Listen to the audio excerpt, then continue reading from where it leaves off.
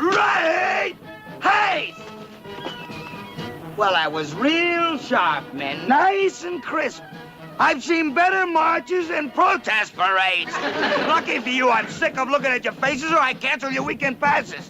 But next Saturday, you better shape up. You read me? That's me!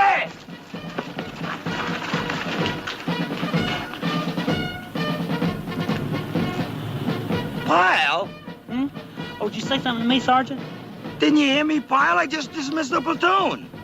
Oh, I'm sure sorry, Sergeant. I wasn't paying any attention. I was listening to the band. Huh? The marching band. Don't you hear them? They're still out there on the parade ground. I'll tell you one thing, Sergeant. March music always has been my weakness. I remember when we were in grade school, they used to play the National Emblem March on the phonograph, and all of us kids would join hands together and go marching off the place. Pyle, okay, if you want to spend your weekend pass standing out here listening to bands, it's okay with me. Thank you, Sergeant, thank you. Just listen to those trumpets blaring.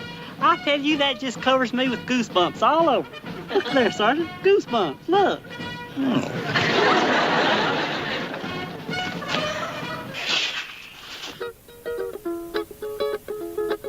What's that? Well, I don't know. Music. Probably some 8-ball left his transistor radio on in the barracks. Why don't you go turn it off, Boyle? I can't concentrate.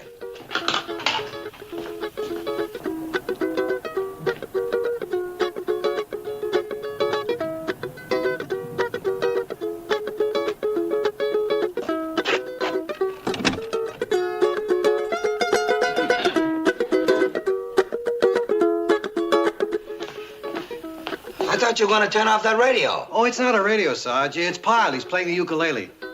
He's what? Well, why didn't you stop him? Make him quit. Oh, he wasn't doing any harm, Sarge. He's off duty and all alone in there. I didn't have the heart. Well, have the heart. Have the heart. Go back there and make him stop, or we'll never get anything done around here. He didn't have the heart. Hello? Oh, hey, Corporal, I didn't hear you come in. Pyle, the sergeant and I are trying to catch up on some paperwork. Try and hold it down, will you? Oh, was I disturbing you? I'm sorry, Corporal, I'll quit. Good. Oh, by the way, Pyle, you're not bad. Well, thank you, Corporal. It's just something I picked up back home on TV, on the educational channel. What is that? Beats me. Sounds like some kind of static. Well, go check it out, will you? Right, Sarge.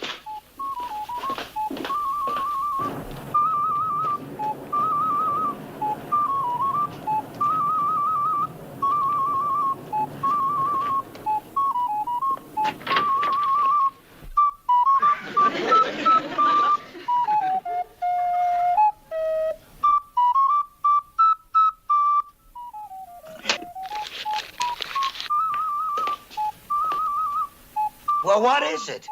It's Pyle again. Pyle? What did he do, open up a peanut stand? He's got one of those sweet potatoes. You know, an ocarina. What? Well, why didn't you take it away from him? I know. He's on his own time, he's all alone, and you didn't have the heart. Oh, that's right. Well, I got the heart. Just watch.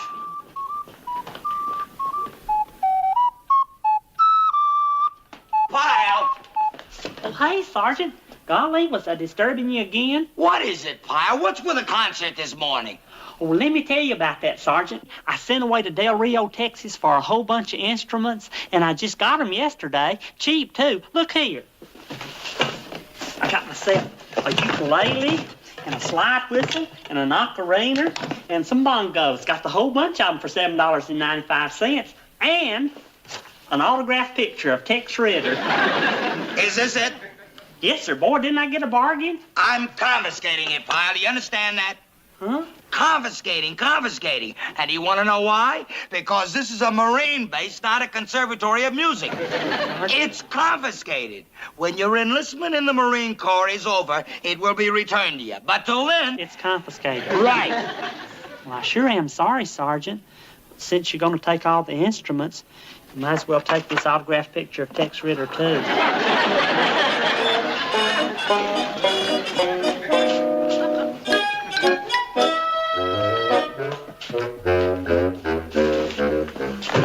That's how much heart it takes. Now maybe we can get something done around here. Oh, Mr. Nice Guy.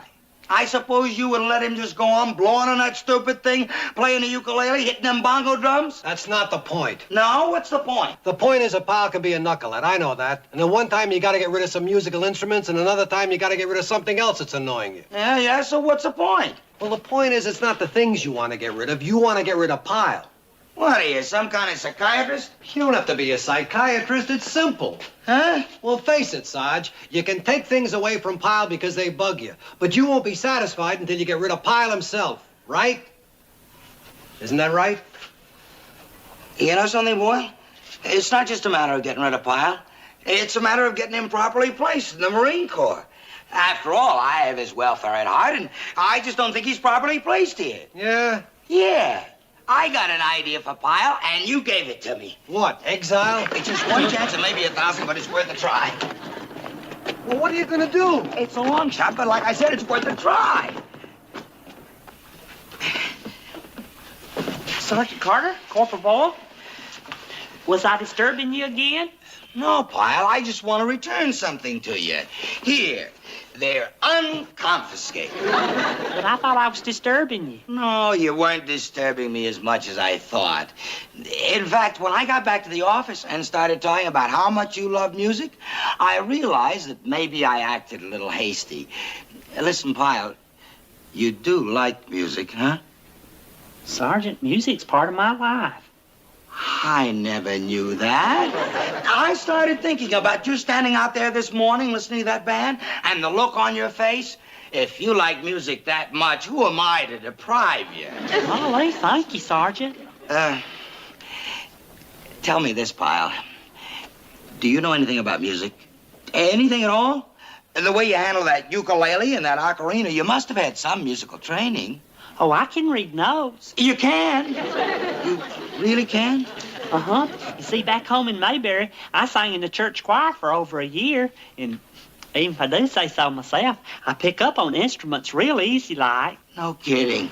That's very interesting, Pyle. You can read music. Now, listen, Pyle. Here's my next question. But think about it very carefully before you answer. Pyle, just suppose, you could play in the band right here on the bass. Would you like that? Me? In the band? Uh-huh.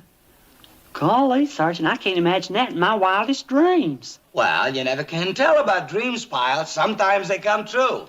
In the meantime, just play away. But, Sergeant, won't I be disturbing you? Oh, no. It'll be nice in the office, like having piped in music. Bongo drums, too? The bongo drums, anything. Just play, Pyle, play. Gomer Pyle, who's he? I'll tell you who he is, Gilroy. Gomer Pyle is one of the most dedicated musicians I've ever met. His whole life is wrapped up in music. Right, Boyle? Oh, yeah, he loves music, all right. Oh, yeah? Cool it, you guys. I'll see you tomorrow. What I don't get, Carter, is if he's so wild to be in the band, why didn't he put in for it in the first place? I knew you were going to ask me that, Gilroy, and I'll tell you why. Because he's the kind of guy that likes to do first things first. Huh? He wanted to make good as an infantryman. And let me tell you, he's done that. Because whatever Pyle does, he does to perfection. Because that's the kind of person he is. Right, Boyle? Oh, yeah, he's real dedicated. If you like him so much, how come you're willing to lose him? I'll tell you how come. Because he's a kid who's done a good job for me. He's worked hard, conscientious. Now he wants to move on, and I want to help him. Let me tell you something, Gilroy. You take this Pyle under your wing, work with him, be patient, and I guarantee you'll end up with a hard-working, dedicated bandsman. All right. He sounds fine, but there's no sense in talking about it now, because in another week, the band goes on tour. On tour? Yeah, we're going to play bases all over the world. Our first stop is Iceland. Iceland? You're going to Iceland? That's right. Frank, you got to take him. Give this kid a chance. If you let a talent like this go to waste, it'll be a crime. I don't see how... Oh, come on, Frank. Let's face it. How many times have you had a pitch like this from a sergeant for one of his men, huh? At least talk to him. Give him a chance. All right, bring him around. See what I can do. Oh, thanks, Gilroy. Thanks. Believe me, you'll never regret it. Huh? Come on, boy. Let's give Pyle the good news. Oh, Carter. This protege of yours, what instrument does he play? Instrument? What instrument do you need? Well, I can always use... He'll play it. He'll play it. I don't believe it. I just don't believe it. He wants to see me? You mean there's really a chance of me being in the band? I'd say there's a good chance. Golly, how about that? There's just one problem, though. What'll I play? I know the band don't have an ocarina section. Oh, well, that's true, pal. But like I told Gilroy, a musician like you can fit in anywhere. Anyway, you said you could pick up instruments real easy. Well, yes, Sergeant, but with all his fine musicians... Oh, don't worry about them. All you gotta do is convince Gilroy how dedicated you are, that you'll do anything to get in the band. Beg, plead with him. Tell him you'll turn pages or shine up the horns. Tell him how good you are at shining brass. I will, Sergeant, I will. Why, being in that band would be the most wonderful thing that ever happened to me. Yeah, it would be wonderful. Well, don't just stand there, pal. Get over there and talk to Gilroy. He's waiting for you. Golly, Sergeant, I'm so overwhelmed with gratitude, I don't even know how to thank you. Relax, Sarge. If he gets in, he gets in. There's nothing you can do about it. But when Gilroy sees how dedicated he is, he'll find a spot for him, won't he? Don't you think, huh? Oh, sure. And especially when he sees how anxious you are to get Pyle properly placed. Oh, why don't you stop? The fact is, I do want to get him properly placed. And in the band, in Iceland, oh, what a proper place. What is that? I don't know. Sounds like it's coming from the barracks. Yeah. It's probably the plumbing again in the shower. They were supposed to fix it. Go check on it, will you?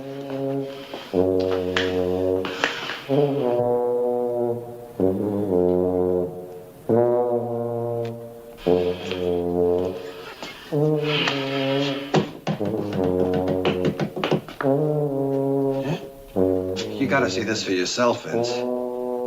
It's not the plumbing?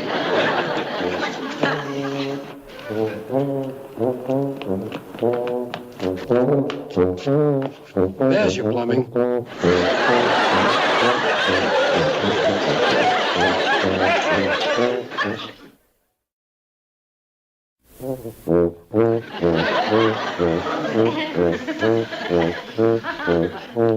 Pyle, don't tell me. Hey, Sergeant. You're in. You made the band? Well, no, I'm not exactly in the band yet. What do you mean you're not in the band yet, Pyle? What are you doing with that tuba? They don't issue those to everybody.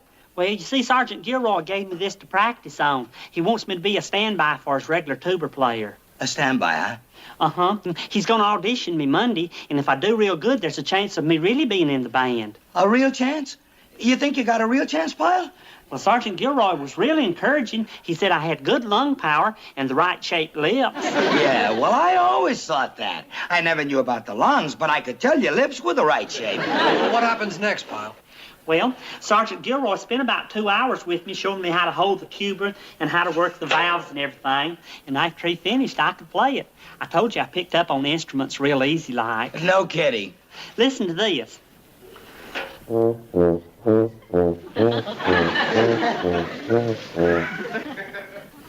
What's that? Don't you recognize it? That's the Stars and Stripes Forever. The Stars and Stripes Forever. Uh-huh. You see, when I'm going... The rest of the band's going... Da-da-da-da-da-da-da-da. Hey, that's great, Pyle. Doesn't that sound good, Boyle? Oh, yeah, there's no mistaking that. It's a tuba. Thank you for the nice compliments, but alongside a professional tuba player, I'm just an amateur. Oh, look, Pyle, it doesn't make any difference what you are. Just as long as you're good enough to get into the band. That's all any of us care about. Well, with all your fine encouraging and compliments, how can I miss? All I got to do now is practice. Yeah, Pyle, practice. Let's not waste any time. Sure I won't be disturbing you? Oh, no, Pyle. Nothing you do from now on is going to disturb you. Just practice. Keep practicing.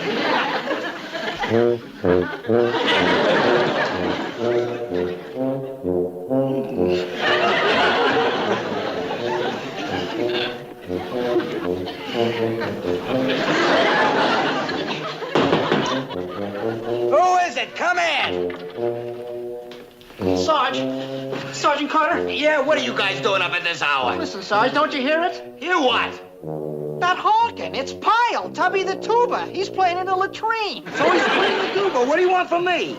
Well, Sarge, it's Sunday morning, our only day to sleep. I tried to talk to him. He said you wanted him to practice. That's right. He's trying out for the band, and he needs all the practice he can get. But does he have to start in the middle of the night? The whole barracks is up. Well, tomorrow's his big day to audition. He wants to be ready, and he's got his heart set on it. Sarge, that honking, it sounds like a foghorn. A foghorn? Is that any way to talk about a musician? What, are you jealous because he's got talent and you haven't? Let's show a little consideration. Oh, but Sarge... Oh, come on. It's time you guys were up anyway. It'll give you a chance to air out your mattresses. Well, move. Out!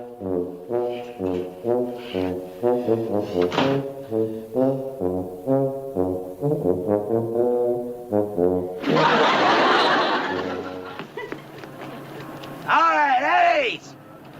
Training schedule for today is as follows. We'll start with a run over the obstacle course, followed by machine gun and mortar practice, with the balance of the morning spent in hand-to-hand combat. Any questions? All right. The following men are excused from duty. Pyle. Turn, tut. Dismissed.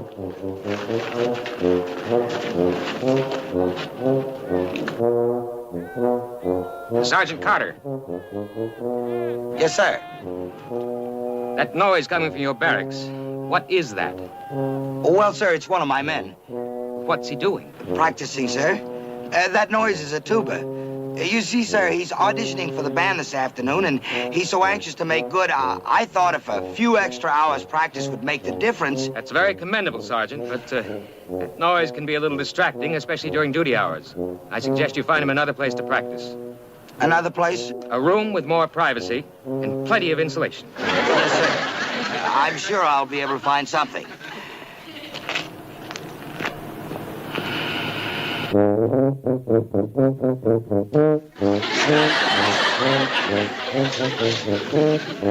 Nice going, Sarge. You really found him a great practice room. How are we going to work?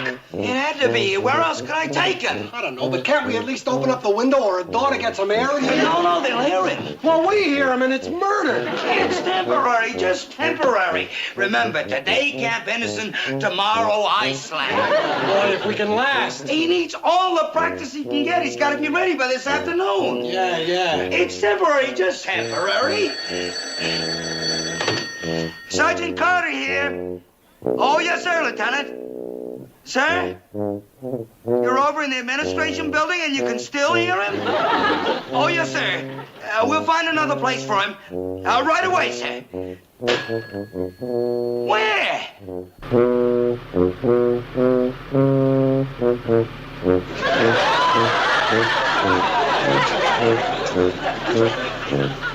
Sergeant Carter? Sergeant Carter? Sergeant Carter?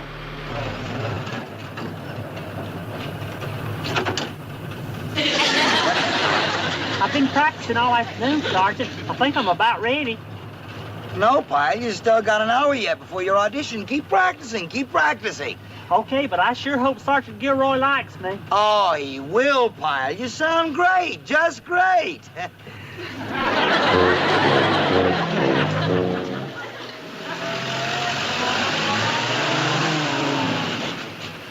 Well, here we are, Sergeant, right on time. Yeah. Well, don't just sit there, boy. I'll help him with his tuba. Save his breath. That's all right, Sergeant. If I'm going to be in the band, I got to do my own tuba carrying. Now, before you go in, Pyle, is everything okay? Do you feel all right? You're not nervous? No, Sergeant, I'm just fine, raring to go. Good. I know how much this audition means to you. I mean, getting in the Marine band. That's true, Sergeant, and if I make it... No ifs. You're gonna make it. Remember, you're gonna. You gotta. When I do make it, I'll owe it all to you because it was all your idea.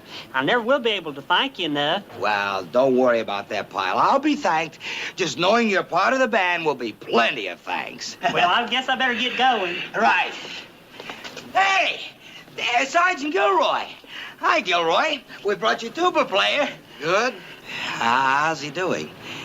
Can we say he's officially in the band? Looks good. Very good. Let's go, Pyle. We're due inside. Right. See you later, Sergeant Carter.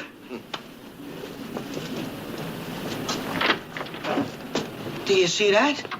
Did you see that? Yeah. He's in, Boyle. He's in. Gilroy likes him. It sure looks that way. Gilroy likes him, and I love Gilroy. Who would have believed it? Yeah, oh. Well, come on. Let's start getting his transfer ready. Here you are, Sarge. All finished. Pyle's transfer. I never thought I'd live to see the day. Just what you always wanted, huh? Carter? Oh, hi, Gilroy. You're just in time. Here's Pyle's shot record, his quartermaster issue, and his personnel file. Know what's this all about? It's his transfer. He's transferring to the band, ain't he? You want him, don't you? Sure, I want him, Vince. Only he doesn't want us. That's what I came to tell you about. Huh? Yeah, at the last minute, he turned it down. Look, I don't get it. You come to me, you give me a big pitch about him, then I take him and he turns it down. He turned it down? Like you said, he's dedicated, all right. And the regular tuba player saw how hard Pyle was working. He thought he was going to be replaced. So then he started working, and I think he actually improved. So I shouldn't complain too much. Pyle did me some good. See you, Vince. He turned it down. Did you hear? He turned it down. I heard. What happened? You try, you plan, and then everything falls apart. Why? Sergeant Carter, guess what? What, Pyle? What? I'd really like to know. I thought you said you wanted to join the band. I did, Sergeant, but boy, am I lucky I found out. Found out what, Pyle? What? Well, you didn't know about it, Sergeant, but the band's going on world tour, leaving for Iceland. And I'd have had to go with them, and that meant that we'd be separated. And you probably wouldn't have seen me for over a year. Boy, are we lucky I found out. Ain't we lucky, Sergeant? Ain't we? Yeah, Pyle. We're lucky. Real lucky.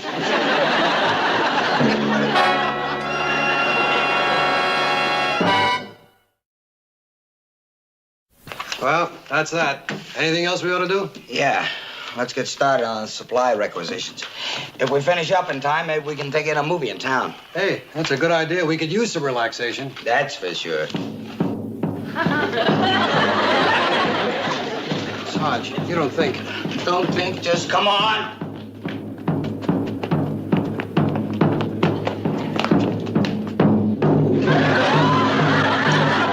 Kyle, what do you think you're doing? Oh, hey, Sergeant, Corporal Ball. Sergeant Gilroy gave me this to practice on. He wants me to be the standby drummer for whenever the band's on the bass, and I've been practicing. Guess what this is? You don't know? It's Semper Fidelis. Semper Fidelis? Uh-huh. You see, while I'm going, the rest of the band's going.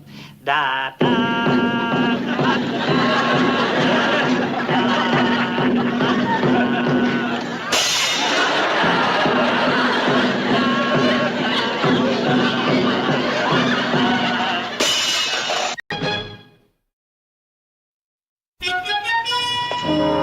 Here's a couple of pictures you might like, Duke. Over at the Alhambra Theater, they're playing The Curse of the Tattooed Mummy and The Witch Doctor's Revenge. Says it's blood-curdling and bone-chilling. A shriek a minute, recommended for sophisticated, mature audiences. I don't think so, Gomer. Well, over at the Vista Theater, they're having a Rochelle Hudson Festival. Gomer, give me that newspaper. Boy, if there's anything I hate, it's an unplanned Saturday night. Well, if you don't want to go to the picture show, Duke, what then? I don't know. Let's go over to the Jade Club and have something to drink. Well, What's the matter? Don't you like the Jade Club? it's not that. It's just that waitress always looks at me funny when I order a Shirley Temple on the rocks. Come on. Look, Duke, they're doing it again. They're having amateur night. Yeah, Do you remember the night you won first prize for doing that imitation of Sergeant Carter? sure do. Do it again. Do Sergeant Carter. I hadn't seen you do that since that night. Come on, Gomer. Oh, come on, Duke, please. Just a little. Well, okay. All right, Pyle, you lame brain, you nitwit, you knucklehead. When I give you an order, I give you an order. Is that clear? I can't hear you. Go on, how you do that. Well, what do you say? We going in? Why not? You may win first prize again. Oh, no. I don't want to do that again. Oh, come on, Duke, please. Gomer, forget it. Now, if we're going in, let's go. Come on. On the double. Move it, move it, move it.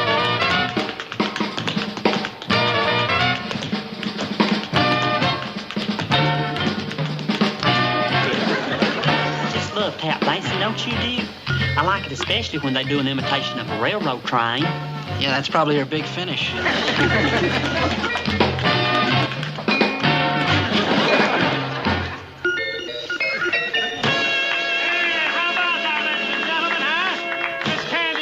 Why, didn't she do a swell job? Thank you very much, Candy. Thank you very much. And now, ladies and gentlemen, for our next guest on our opportunity night, we have Mr. Stanley Chudikoff. Now, Stanley is a juggler in his spare time, but his real job is being an accountant for the city. So you see, when he's not juggling oranges, he's juggling in the books. All right, ladies and gentlemen, Stanley Chudikoff. Come on up here, Stanley. Hey, go, buddy. Okay, pal. Take it easy now, Stanley. You're on your own.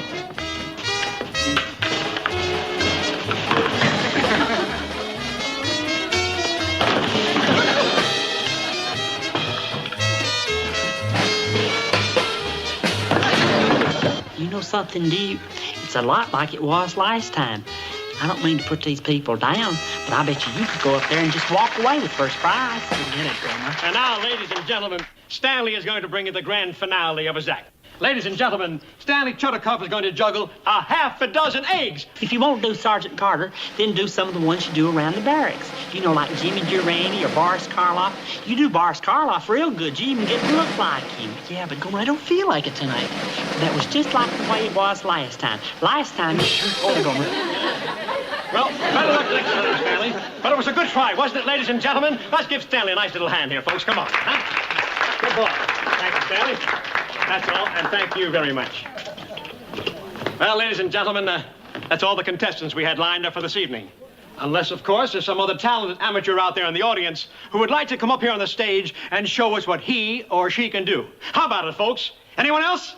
yes, sir, there's someone else. Gomer. Well, good. We've got another contestant. And a Marine. What do you do, son? Oh, no, sir. He sings. Yes, sir, that's what he does. He sings. Huh? He's got a beautiful voice. Wait till you hear. Well, a singing Marine. Wonderful. Let's get him up here, folks. Come on, gang. Come on. I want to hear you sing. Come right up there. Now, be careful you don't slip. There's still some egg white over here. Sir, there's something I'd like to explain. What's your name, Private? Gomer Pyle, but you see, I'm not the one that was... I know what you're going to say. You're not prepared. But your buddy out there said you've got a fine singing voice. Now, don't worry about the band. They'll follow you. Now, what's it going to be, Gomer? Well, no, there must be some mistake. Now, You wait see- a minute. That's like a Marine. You're not going to back down now, are you? Maybe he needs a little encouragement, ladies and gentlemen, huh? Now, what's it going to be? Well, there is one song that I like a whole lot. Yes? It's... Of course they know it.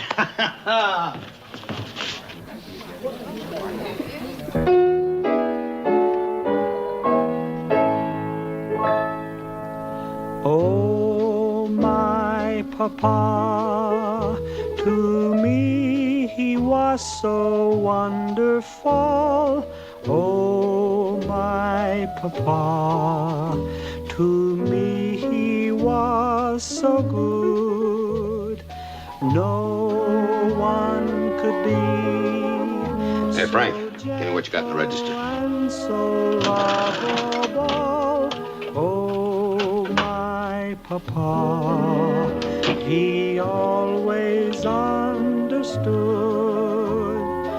Gone are the days when he would take me on his knee, and with a smile he'd change my tears to laughter.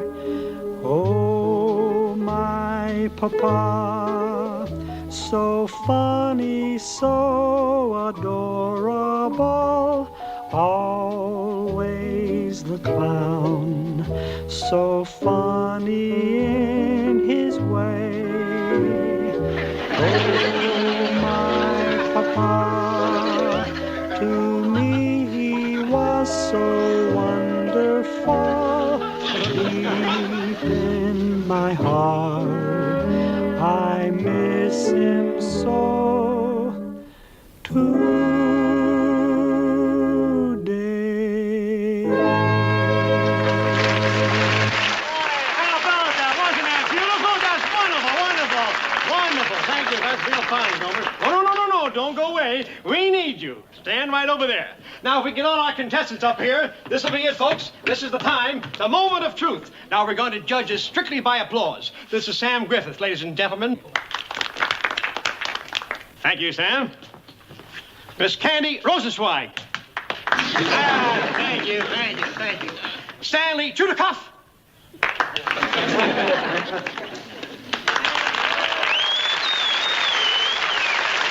There's no doubt who number one is. Wonderful, wonderful. Thank you very, very much, folks. Thank you very, very much. And better luck next time. Thank you.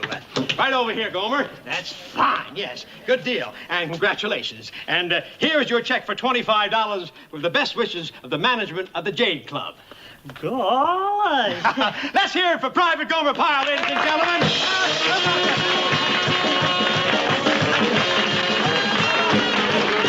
Great, buddy, great. How about that? And you didn't want to go up there. Are you sorry now? Golly, Duke, what a surprise. Hey, you. The boss wants to see you. Huh? Nino, the boss, he wants to see you. Come on. Why do you suppose the boss wants to see me? I don't know. Maybe he wants his money back. Come in. Come on in. I tell you why I wanted to talk to you, kid. You sing real good. You know that? Well, thank you. Yeah. You sing real good. I really enjoyed that. It was my idea to get him up there. Did you know that? You know, that song you sung just got to me right here, you know? Gosh. He wouldn't have gone up there if not for me. Now, that particular song you were singing really shakes me up. You see, I got an old man still living over there in Naples, and, well, I ain't seen him in a long time, and, you know, it kind of got to me. Golly, I hope it didn't make you feel bad. Oh, no. It didn't make me feel bad. It made me feel good. It gave me a nice, warm feeling inside, you know? I think so. Well, then it's a good thing I got him up there, huh? I think I'd like you to do. I'd like you to come back tomorrow night and sing it again. The same song, just like you did tonight, all right? Well, I'd be happy to, Mr. Nino. Hey, that's great, kid. Hey, great. don't worry. I'll have him here for you. In the meantime, you go in the club, enjoy yourself, have anything you like. Joe, take care of him, will you? What are you having? Well, I was having... You don't have to do that, Mr. Nino. I was having I know, but I want to do it. Come on. What were you having? Well, I was having a Shirley Temple on the rocks. Well, what are you standing for? Go get him a Shirley Temple on the rocks. Well, just a minute. That's not what I was having. I was having... Right after morning chow, you guys have got 10 minutes to get your packs and gear and prepare for a 10-mile hike. Take head! Dismiss! Oh, Pyle. Yes, Sergeant? What did you do last night, Pyle? Oh, well, did you hear about that, Sergeant? Hear about what, Pyle? Well, I was over at the Jade Club, and they had this amateur contest, and guess what? I won first prize for singing the song. And I was the one that suggested the whole thing, Sarge. That's right. It was all Duke's idea. And Mr. Nino, the owner of the Jade Club, he invited me back tonight to sing again, the same song. Yeah, I got him right up there. Yeah? Well, I'll tell you one thing you don't win a prize in. That's rifle cleaning. You had a dirty rifle this morning, Pyle. I'm sorry about that, Sergeant. If there's one thing I can't stand, it's a dirty rifle before breakfast. And you had a dirty rifle, Pyle. Dirty, dirty, dirty. So instead of running around singing at nightclubs, you should have stood home and cleaned your rifle last night, dirty person. Sorry, Sergeant. I cleaned it up real good. Oh, you'll clean it up all right. You'll clean it up so it looks real pretty and shines and smells nice. And then after you clean it up real good, then you'll walk a little guard duty tonight. Tonight? Tonight, dirty person, tonight. Well, there goes your return appearance at the Jade Club. Golly, Duke, you just got to do me a favor. Would you go by the Jade Club and tell Mr. Nino that I won't be able to come tonight? I hate to disappoint him. Tell him I'm walking guard. Okay. Well, why don't I tell him the real reason? Huh? That you're a dirty person. He's doing what? Well, he's walking guard duty, like I said. He can't do that to me. I was expecting him to come down to the club tonight so I could hear that song again. I'd like to get my hands on that crummy sergeant up. Where's my friend walking his guard duty? Huh? Why? Because I want to go see him, that's why. Oh, well, civilians aren't allowed there, so I don't think you guys... Hey, should... Smiley. Huh? Nino asked you a question. Answer him. Well, it's at the rear gate at the base. Okay. So show us the way how you get there. Oh, well, I don't think you guys ought to go there. They don't allow civilians to have... Let's go, Smiley.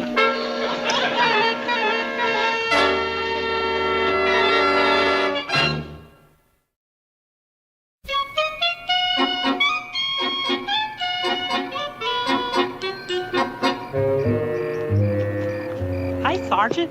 Hello, dirty person. Did you get your dirty rifle clean, dirty person? I sure did, Sergeant. It's really clean. Remember how you said it should even smell clean? Well, it does. Do you want to smell my rifle? No. And let this be a lesson to you, pal. If you don't want to walk guard duty the rest of your life, you keep that rifle of yours clean. Yes, Sergeant. Yeah.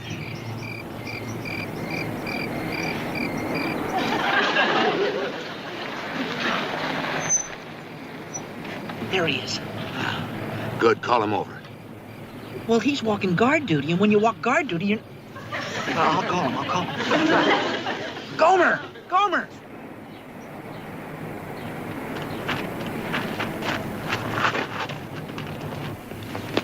Duke, what are you... Mr. Nino, Hello, kid. didn't Duke explain to you why I couldn't come down to the club? Oh, yeah, sure, he explained. Look, kid, what are you doing this for? You know, you can get a night watchman for $1.50 an hour to do this for you. I couldn't do that, Mr. Nino. I have to do this myself. It's orders from a sergeant. So, can't you come down to the club and sing that song for me? How long can it take you? They won't even know you're gone. Oh, I couldn't leave my post, Mr. Nino. I just couldn't. There has to be a guard on this gate. Now, listen to me, Gomer. I got to hear that song again, you understand? I got to hear it again. It does something to me inside. What do you say? Huh? What do you say? Well, just turn off your lights and back the car up over there. Huh? Please, just do what I say. All right, let's go.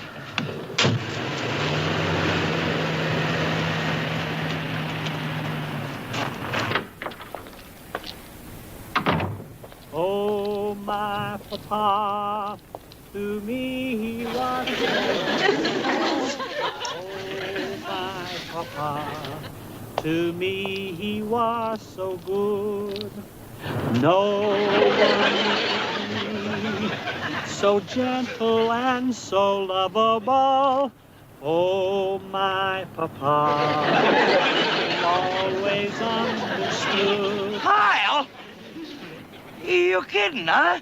What, did you suddenly go nuts? Singing? On guard duty? Well, I'm sorry, Sergeant. I was just singing the song I sang at the J Club the other night. I'm sorry. You're sorry? I'll give you something to be sorry about. You're gonna sing your way into a court-martial. Now, you keep that big bazoo of yours shut, pal, and just walk guard duty. You read me? Yes, Sergeant. Singing on guard duty. It's a flip job. That's what it is, a flip job. Sergeant made him shut up. It had to happen.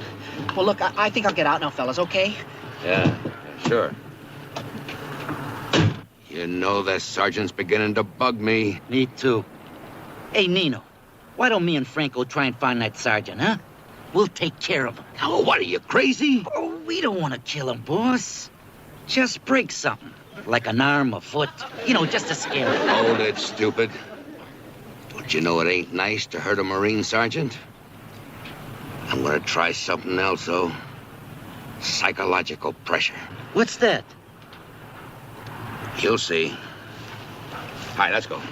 A package for me? Who from? I don't know. It's just delivered and it's pretty big. I wonder what it is. I wasn't expecting anything. What's that?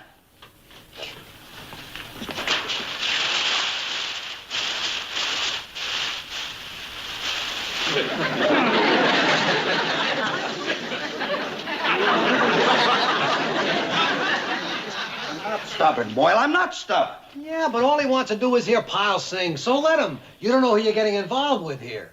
Look, what's the matter with you, Boyle? You think I'm gonna let some creep who runs a nightclub scare me? No, but why look for trouble? Who's looking for trouble? I give the orders around here, and nobody's gonna scare me, or threaten me, or intimidate me. Because you know something, Boyle? I don't scare easy. Sarge. I just don't. Sarge. I wasn't thinking.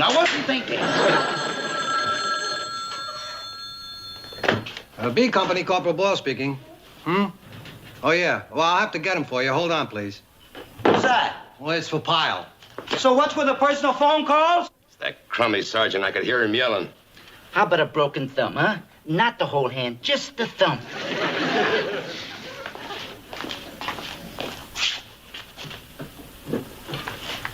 Hello? Oh, hey there. Oh, no, I don't think so. No, I better not on account I know what the answer's going to be. Yeah, I'm sure I know what the answer's going to be. Well, okay. Sergeant Carter? No. That was the answer, all right. Oh, no, I couldn't do that. Well, I just couldn't. Well, all right. Oh, my papa, to me he was so wonderful. Oh, my papa. Give me that! We're signing off now.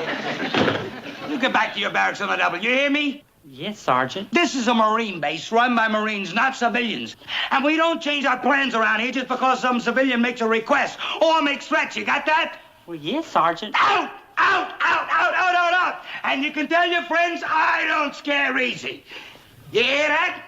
They can make all the threats they want. But Vince Carter don't scare easy. I wasn't thinking.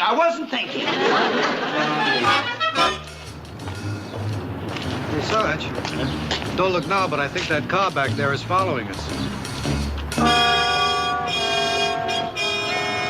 What's the matter with you, Boyle? I don't think they're following us.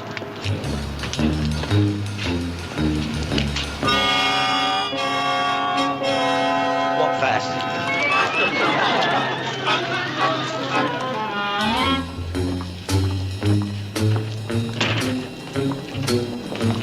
Hey, Sarge. So, just keep walking. Don't even look at him.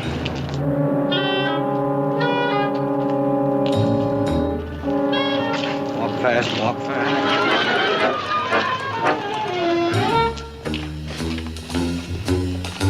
Uh-oh. What's the matter? How many times you gonna let him scare you, Boyle? Come on.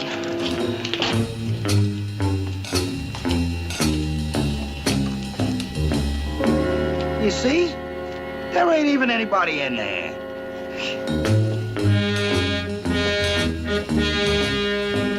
Sarge. I know. Walk fast, walk fast. Take it back!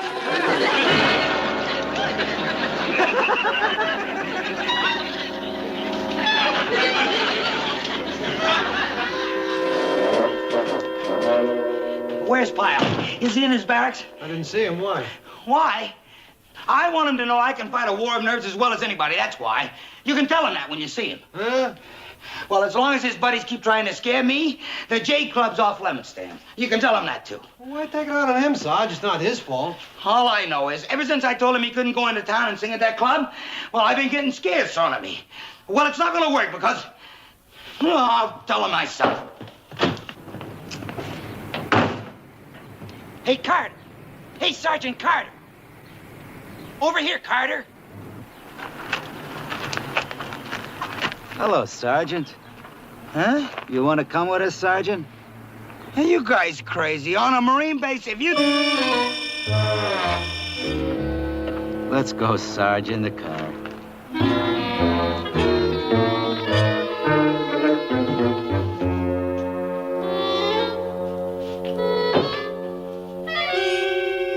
You guys are letting yourselves in for a lot of trouble, Hey, Sergeant. Pyle, what are you doing here? Didn't I tell you this place was off limits to you? What are you doing here? Well, I asked you a question, Pyle. Never mind. Look, I want to know what's going on here because you guys are going to be in plenty of trouble. You know what you're fooling around with? Government property. Yeah, that's what I am, government property. What did you bring me down here for anyway? Take it easy, Sergeant. It was Gomer's idea to bring you down. Huh? That's right, Sergeant. You see, when Mr. Nino here sent for me and showed me the big surprise, first thing I thought about was you and how you should be in on it since it was all your fault. What are you talking about, Pyle? Surprise, surprise, surprise. Who's that? Oh, this is my papa. Huh? You see, when you wouldn't let me come down here and sing that Papa song, Mr. Nino even did better than that. He sent for his daddy all the way from Naples. How about that? E questo qui? Sergeant. Signor Sergente, guardalo qua. Congratulazioni, signor Sergente. Io vedo che lei è un eroe. Lo vedo da qui. Qua. Un abbraccio. Un bacio. Che uomo. Senti, tu hai degli amici straordinari. Bless his heart. Uno più bello da me. Buonissimo.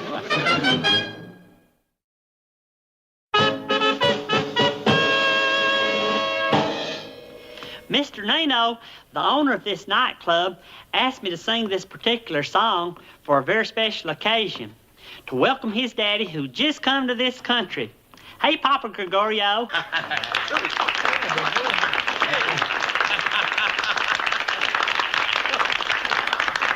And since this is such a special occasion, I learned how to sing this song in a very special way.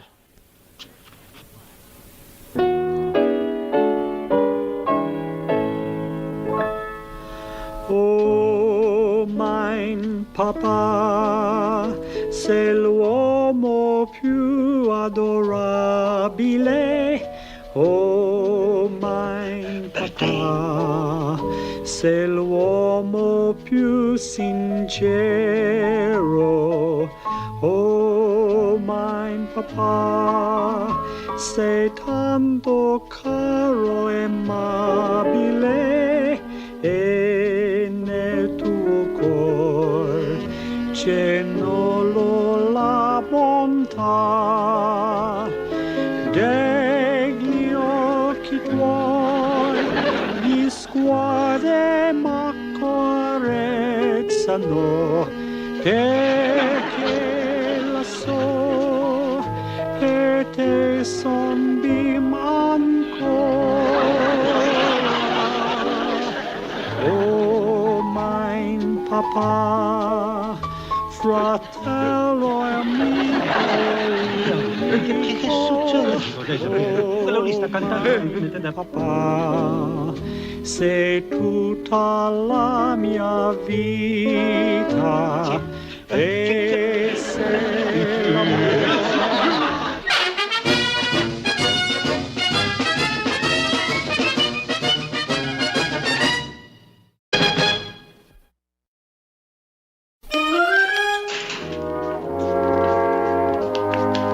You've got big plans for the day, Slater? You know it, pal.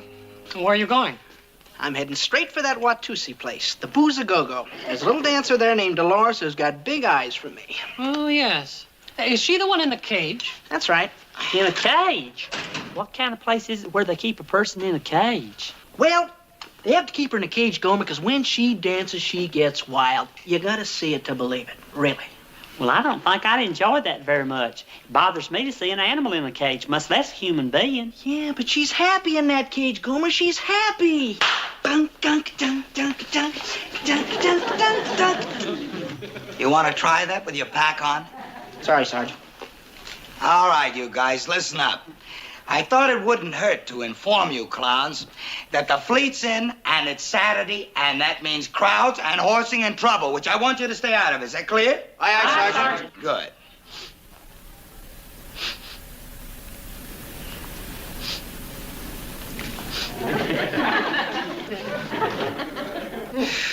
It's you. Slater, you smell like a man with ambitions to take over the town, so maybe you better be extra careful. Oh, no, not me, Sarge. I got a date all right, but no cavorting with a bunch. Oh, really? Tell us about it. Oh, well, it's just a girl. Just a girl? Not for you, Slater. Matter of fact, Sarge, she is something special. In fact, she's beautiful, really beautiful. And you know where she works? In a cage? Tell the sergeant about how she works in a cage. Gomer. Of course she works in a cage. She also eats and sleeps in a cage because she's a beast. You guys kill me, you know that? With your phony stories about your big dates? Why can't you just say you're going into town, have a couple of beers, go bowling, and leave it at that? Oh, no. You gotta give each other them snow jobs about them gorgeous dames. Sergeant Carter, would you care to hear what I'm going to do today? No. I'm going up to Hollywood. I'm going to take one of them bus tours and see all the movie stars' homes. That's thrilling, Pyle. Absolutely thrilling. I've been meaning to do that for the longest kind of time. You hear that? Now there's a date I can believe. Him I can believe. You're welcome to come along if you'd care to. No, Pyle. But you know what? I've got to respect a man who tells the truth. Thank you, Sergeant Carter. It's a real nice thing to say. It really is. Because I believe that's really what you're going to do. Just what you said. Oh, I am, Sergeant, I am. Why, is it beginning to sound good to you now? Because if it is, then No, I'll be proud. I said no. Now, the rest of you guys, I got just 2 words for you for your liberty. Watch it. Hey, you want to go on that tour with me? Gomer, have you forgotten? Dolores in the cage? See you later, pal. Oh, don't forget to say hello to Vera Ruber Ralston and all the gang. I can always tell when you're pulling my leg, Duke. You get that insincere look in your eyes. Yeah, well, don't go to any of those Hollywood parties. You can't afford the scandal. Just look at him. Just look at your eyes. How insincere.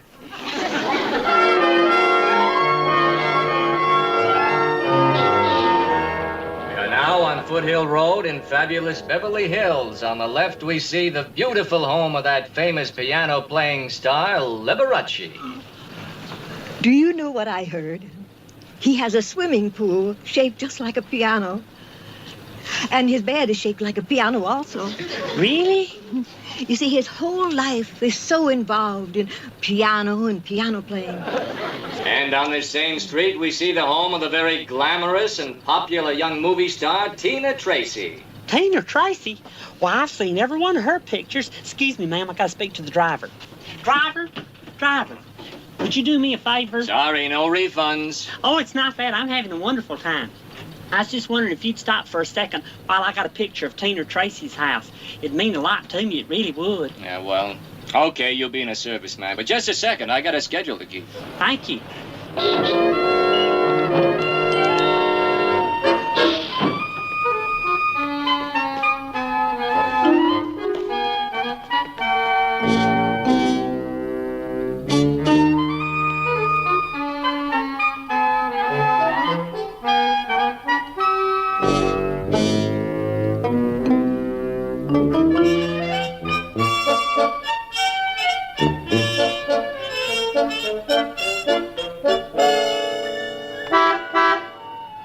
Where'd he go, anyway?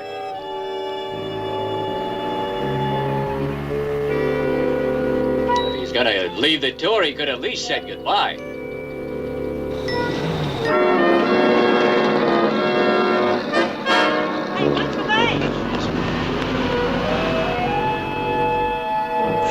Now I won't get to see Randolph Scott's house.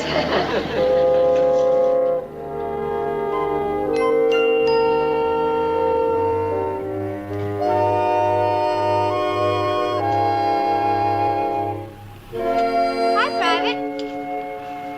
Hey, ma'am. I didn't mean to barge in like this, but the sightseeing bus I was riding on went off and left me. I'm awful sorry. I hope you'll excuse me. Oh, that's all right. Where are you stationed, Private? Camp Henderson. This sure is a beautiful place. She sure is a lucky girl. Who is? The lady you work for, Tina Tracy. You must be her maid. Well, no, at the moment I'm more like her gardener. Really and truly? I don't think I ever met a professional lady gardener before. You know, come to think of it, neither have I. Well, sure has been nice talking to you. If you'll excuse me now, guess I better be going. I don't know why that bus didn't wait on me. What made you get off of it in the first place? Well, to take pictures of my favorite movie star's home. Tina Tracy's your favorite movie star? Yes, ma'am. I bet I've seen every one of her pictures. Really? Everyone? I sure have, starting with Motorcycle Madness, What's New Tomboy, and I Was a Teenage Coot. Well, those were some time ago. Yes, ma'am, but I've seen her latest picture, too. The Monster Who Hated Pennsylvania. I bet I've seen that 8 times. Well, you really are a fan, aren't you? I really am. Well, I'm very glad to know you. I'm Tina Tracy. You're not. Well, I certainly am. You're not spoofing me, are you, ma'am? No. Here, I'll prove it to you. Remember this scene? General, the monster's wiped out Pittsburgh and Philadelphia. You've just got to stop him before he reaches Reading. That's my hometown. Golly, you are Tina Tracy. Golly. Well, I don't know why I didn't recognize you right off, but you look so different with that hat and glasses and everything. Well, you haven't told me your name yet. Gomer Pyle. Well, Gomer, now that we've been properly introduced, would you like to come up to the house and have a nice tall glass of lemonade? Yes, ma'am. That'd be real nice. Here you are, Gomer. Another glass of lemonade. Thank you, ma'am. This makes 3 of them already. Golly. If the folks back home could just see me now sitting here talking to a real movie star. That reminds me. Did you know that back home in Mayberry, they used to call you the Annie Ruth Collins of Hollywood? No, I didn't. Well, I'll tell you how it happened. You remember a movie you was in called Private Hospital? Mm-hmm. Remember you was in love with this married doctor with the 3 children? Well, the exact same situation happened to Annie Ruth back in Mayberry. Only thing, he wasn't a doctor, he was a veterinarian. And she didn't give him up like you did in the movie. No, sirree. She married this veterinarian right after his wife run off with this traveling salesman. And now the doctor drinks quite a bit, and Annie Ruth has to take care of the 3 children. Poor thing. Tell me more, Gomer. Oh, a miserable... I take it things didn't work out exactly the way you'd planned, Slater. It never fails. When you over-anticipate, you're bound to be disappointed. Thanks a lot, Hummel. Didn't you get to see that Watusi dancer? Oh, yeah. Yeah, I saw her. Well, what happened? She invited me home to meet her family. Oh, that sounds very nice. Her husband and 2 kids. I don't know why I even bother going into town. I could have more fun doing my laundry. Boy, have I got something to tell you. Wait till you hear this. You know that Hollywood tour I went on? Well, I had one of the best times I've ever had in my whole life. Guess who I spent the afternoon with? Come on, guess. I don't know, Gomer. You'll never guess in a million years, but guess anyway. I give up. You'll never guess. Gomer, I give up. Okay, then I'll tell you. I spent the whole afternoon with Tina Tracy. What do you think about that? How long did it take you to think that one up? She is, without a doubt, one of the nicest, sweetest girls I ever met in my whole life. Right away, she offered me this nice tall drink. You mean you don't believe me? Gomer, I'm not in the mood for jokes. Can you knock it off? But this is no joke, Duke, honest. And I've saved the best part for last. She told me to come back tomorrow for a barbecue, and I could ask a few of my buddies. Oh, sure. And she'll fill the pool with champagne for swimming. You mean you don't believe me? Gomer, it's just a little far-fetched. Just a little. Well, I'm surprised at you, Duke. I really am. You're supposed to be my best friend. Have I ever told you a fib my whole life? No, but there's always a first time. Well, I'll tell you exactly. I got off of this tour bus to take a picture of Tina Tracy's house, and there she was. And she is, without a doubt, one of the nicest... You really met her? You really met her? I'm surprised at you, Duke. If I said I did, I did. Well, I mean, it's just like a thing like that happens to a serviceman like once in 1,000 times, and who'd ever figure you to be so lucky? Well, I was, and like I said, she told me to bring some of my buddies I'll over. go! And it's all set. The 3 of us will go up to Hollywood tomorrow. The 3 of us? Who's the 3rd? Well, Sergeant Carter, of course. What do you want to ask him for? Well, he's my buddy, too, isn't he? I'll go over there first thing in the morning and ask him, and he won't be like you. He'll believe me right off like he always does. Swear. But it's the truth, Sergeant. Pyle, you mean to stand there and tell me that you spent a whole afternoon with a sex pot like Tina Tracy? I did, Sergeant. I really did. But she ain't what you said she was. She's a nice, wholesome girl. Okay, Pyle. To you, she's a nice, wholesome girl. But you do believe me, don't you? Of course. Did I ever doubt you? Then you'll come? Well... Please say you'll come. Well, you clowns may not even know how to behave. You probably need someone along to show you how to behave in a classy house. Okay. But for just one reason, to supervise. Golly, thank you, Sergeant. Okay, who else is coming? Well, just so far, it's me and you and Duke. And the corporal, if he wants to. Good. No riffraff.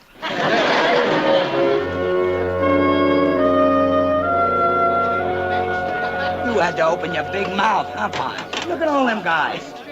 had to ask the fellas in my barracks, Sergeant. I'm sure she won't mind. Well, so this is how the other half lives. Shut up. All right, you guys, hold it down. Now remember, don't do or say anything that's going to embarrass me. If you got any doubt about what's the proper etiquette, check with me. Don't shake hands with her, whatever you do, and watch them cigarette butts. All right, sir. Let's go. Hold it back.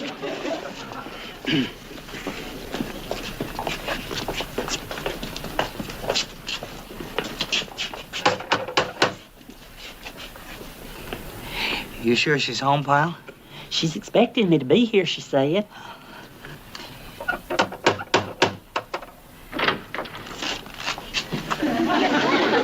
Yes?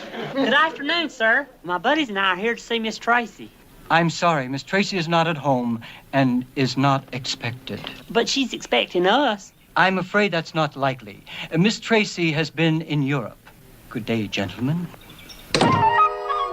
Okay, Pyle, what's the gang? Well, I don't know, Sergeant. What is this, April Fool? It ain't even April. Very funny, Pyle, very funny. But you know what? I don't like practical jokes, and I don't like you. And when I get you back to the base, I've got a few jokes of my own.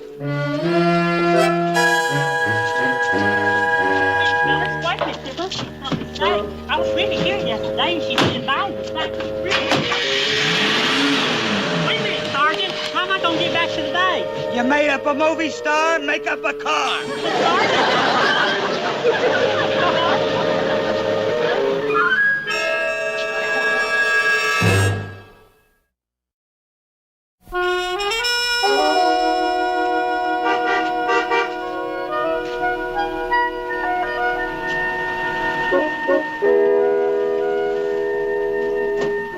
Hey, Miss Tracy. Boy, am I glad to see you. I thought you were going to bring some of your friends with you. I did. Well, where are they? Well, they left. They left? Why? Well, my buddies and I went up and knocked on the door, and this fella come out and said that you was in Europe and he didn't know when you'd be back. Oh, Gomer, I'm so sorry. Stevens was just trying to protect me. I should have told him. Oh, I feel terrible.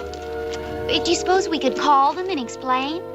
Well, I don't think that'd do any good since they thought I made it up about meeting you and all anyway. Now I'm sure they think I'm some kind of a liar. Oh, Gomer, I'm so sorry. Oh, Miss Tracy. Oh, Stevens. Is everything all right, Miss Tracy? Oh, Private Pyle's a friend of mine. Could you help him with the packages, please? I told you I was expecting. Any luck, Gomer? I'm trying again. They should be back by now. Hello? Corporal Ball? Could I speak to Sergeant Carter? It's Pyle. He wants to talk to you. Are you kidding? Hang up. What is it this time, Baron Munchausen? Hang up. Corporal Ball, would you tell Sergeant Carter that I'm sitting right here at Miss Tracy's house and that she feels real bad about missing you all? What do you think? We're a couple of jerks? How many times do you think we're going to fall for that crummy gag? Hang up. But I tell you, she's standing right here in a bathing suit, getting ready to go for a swim, and she wants you all to come back. Here, give me the phone. I'll talk to him. He says he's with her now and that she's wearing a bathing suit. Ask him what he's drinking. Hang up. Just hang up. Wait a minute. Wait just 1 minute. Hello? Hello? He hung up. Guess they still don't believe me. Oh, Gomer, I'm so sorry. Well, look, don't feel so bad. You tried. I really did. But I can't blame them for not believing me. Well, there's nothing you can do about it now. Look, would you like to take a swim? There's some extra trunks in the cabana. Thank you kindly, Miss Tracy, but I got an idea. Would it be all right with you if I just went back to the camp and fetched my buddies?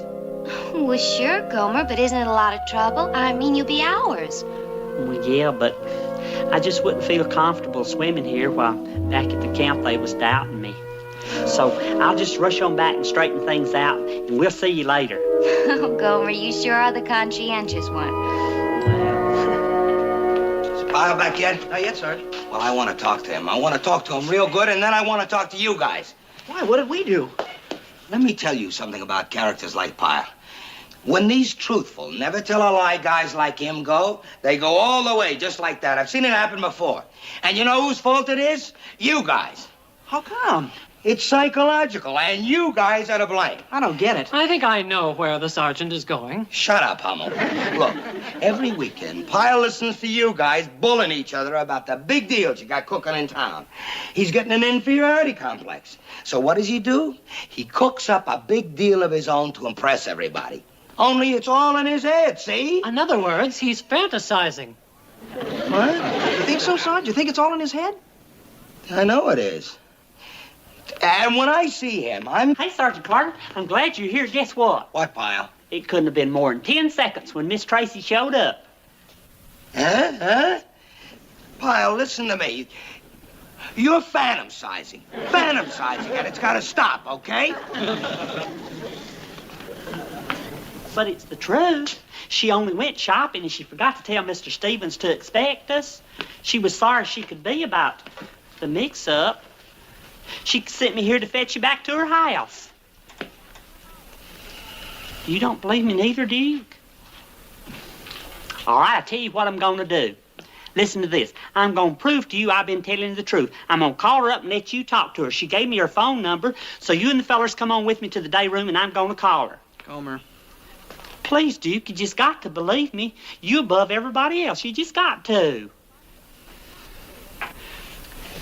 Okay. You're going to be apologizing to me in about 3 minutes. You just wait and see. Curious. Very curious.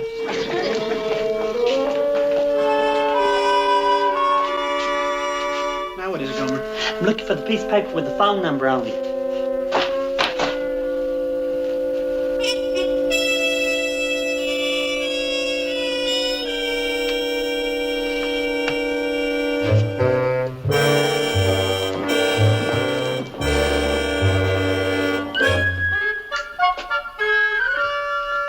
Here it is.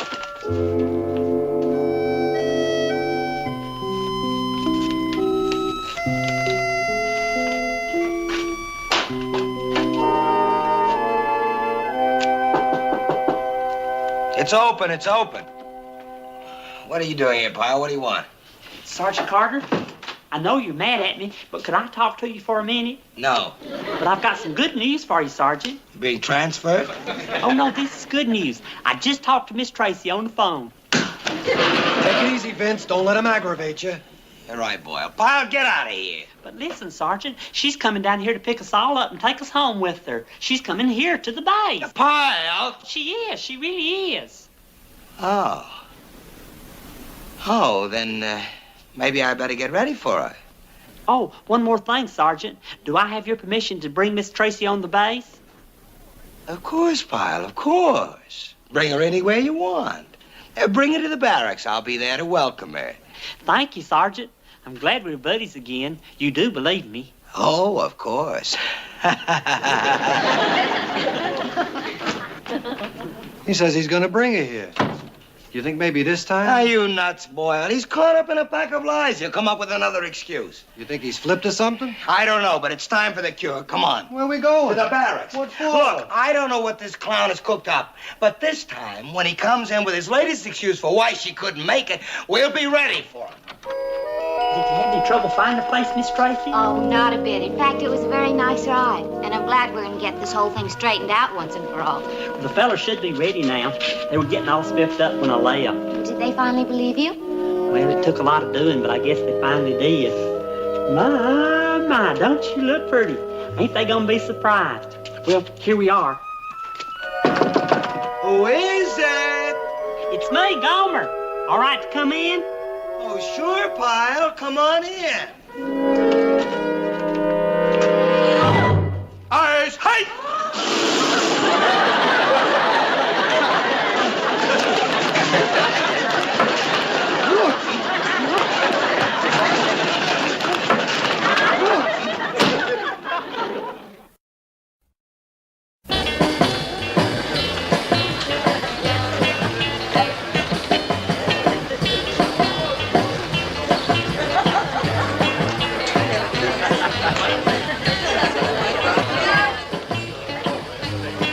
Could I speak to you men a moment? Excuse us, ladies. All right, you guys, hold it down, will you? No raucous laughing. This ain't a beer joint. You're in the big time now, so act accordingly. No running and no horsing around the pool. We're just having fun, Sergeant. Have all the fun you like, but use a little decorum, understand? I don't want to be embarrassed. Okay, Sergeant. Hold it down on the eats, huh, fellas? One handful at a time. You'd think you were starving the way you guys are going at it.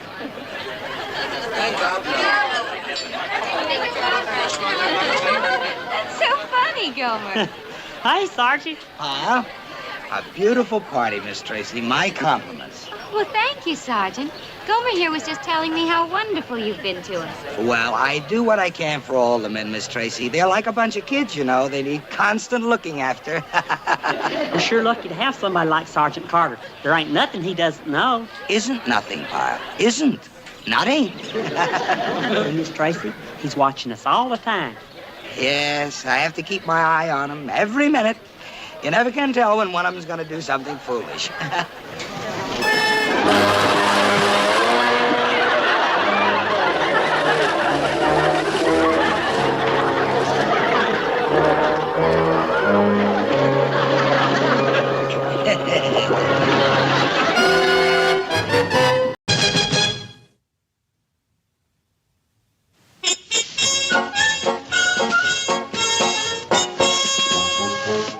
Shazam! Would you look at that shine? I can see my own reflection in it. You want to see your own reflection in it? Don't look at the laces, though. It'll make creases in your face. All right, all you people. All of you over here. Drop whatever you're doing and listen up good. Now, I need a volunteer for a special detail. Headquarters has decided to add something new to battalion operations. They're requisitioning some dogs from the Army Canine Corps to be used on sentry duty. Now, these dogs are going to be shipped in here. Dogs? You mean we're going to have dogs right here on the base? I said, listen, don't talk. Right, Sergeant. Dogs. How about that? Pyle! Now, there are going to be 4 dogs in all, so we'll need 4 men to team up with them. Each platoon sergeant has been asked to pick a man from his own outfit, which is why I'm here. Well, anybody interested? I am, Sergeant. I am. Well, any volunteers? I am, Sergeant. I'll be a volunteer. Well, how about it? Johnson? Sounds like a job right up my alley, Sergeant. Okay, that's one. Is there another one? Me, Sergeant. I'm another one. Please. Please.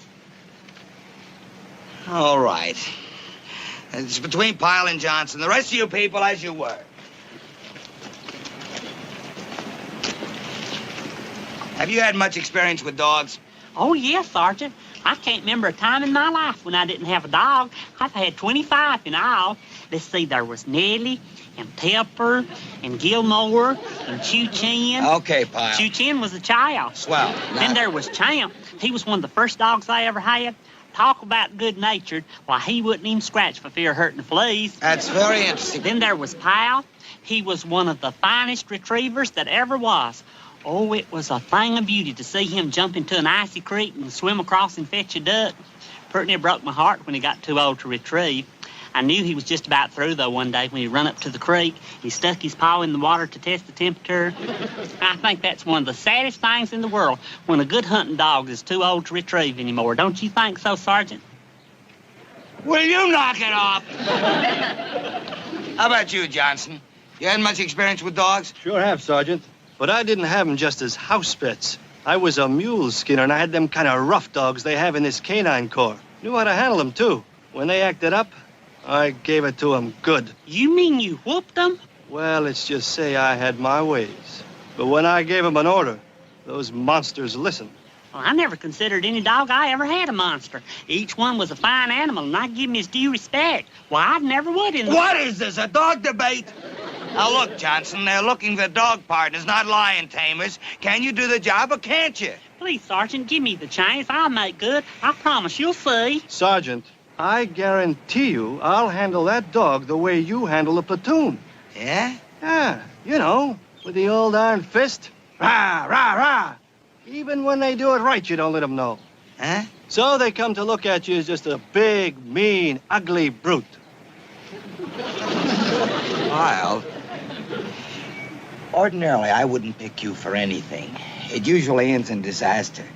But I got a feeling that you're right for this job. It's just a feeling. Thank you, Sergeant. Thank you, thank you, thank you. I mean, you wouldn't exactly be a big, mean, ugly brute, would you? Why, I never would. Sergeant, I've got a lot more experience with these kind of dogs. Johnson, who's doing the picking, you or the brute? Now, they'll be shipping in these dogs tomorrow morning. There'll be an instructor along to conduct the training. Just make sure you listen up good to exactly everything he says and do whatever he tells you. Don't worry, Sergeant, I will. See that you do. Now, I'm sticking my neck out picking you. Don't make me look bad. I won't. And, Sergeant? Yeah?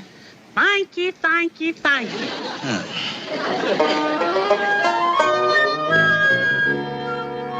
Sorry I took the job away from you, Johnson, but no hard feelings. Well, let's see what happens when the dogs come.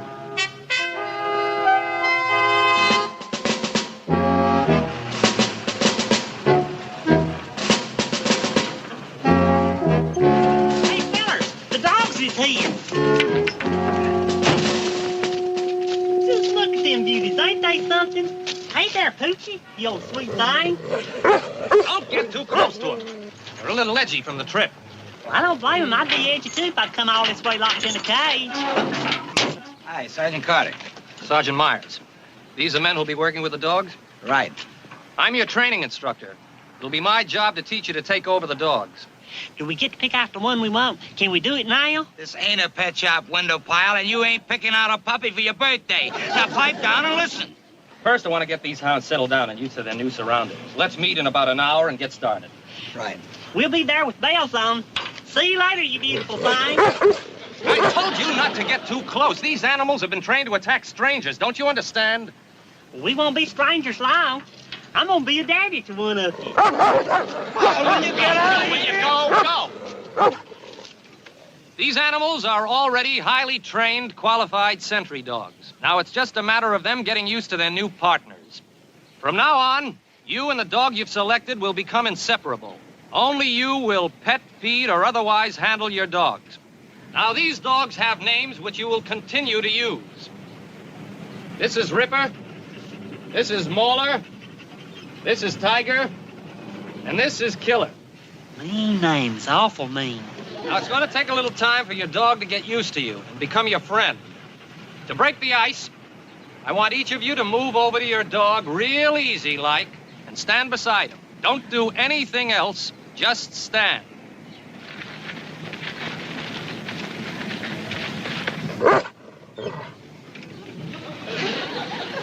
There ain't no reason to be frightened. I'm just trying to get acquainted.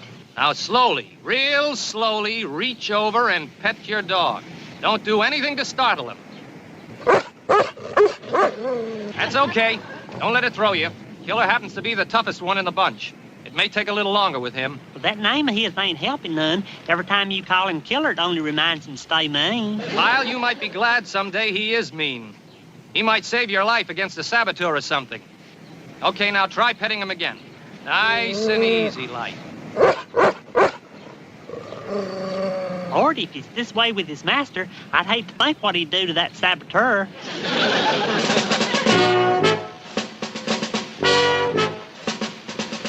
Tail, halt! Say it. Say it. Say it. Say it. Pull on the leash harder. Force him down. Say it. Say it. Say it. Say it. Sit. He sure minds you a whole lot better than he does me. Don't worry. He'll get used to you. He's a crack dog. He'll start obeying you real fast. Okay? Forward. March.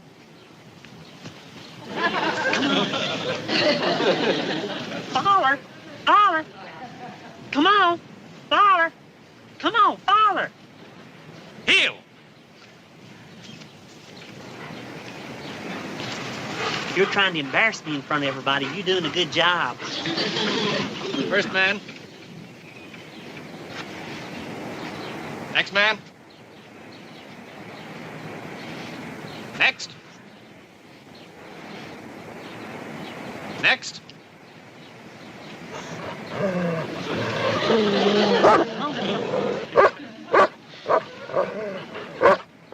Yank on the leash to get him started.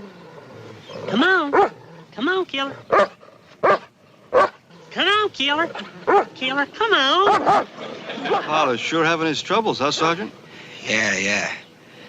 If it was me, I'd have had that hound buckled down within 5 minutes. Who asked you? It's just the first day. Right, Sergeant. Detail. Oh! Okay, we'll hit it again tomorrow. Right now, get your dog in his cage and get him fed. Dismissed.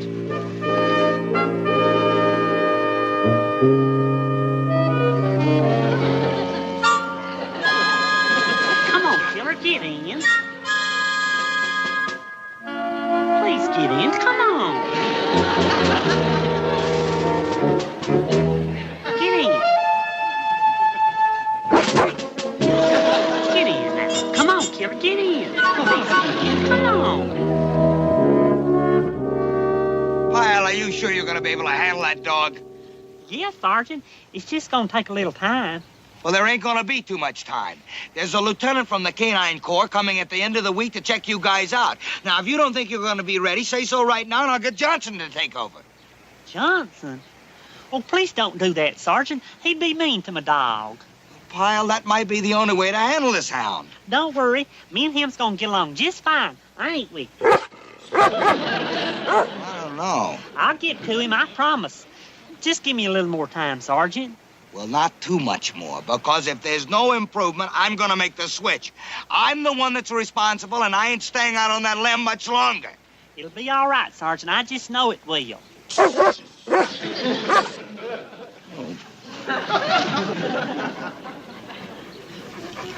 You hear that? If you don't start cooperating pretty soon, you're going to end up with Buck Johnson as your partner. You know, I ought to be mad at you for the way you behaved today. But I ain't. I forgive you. I know it was just your first day and you was kind of upset. That's it. Get it all out of your system. If there's something eating at you, there ain't nothing worse than keeping it inside. I know. You're in a strange place and you're tired and you're hungry. Well, I'll go get you dinner, then we'll have us a long talk and really get acquainted. How about that?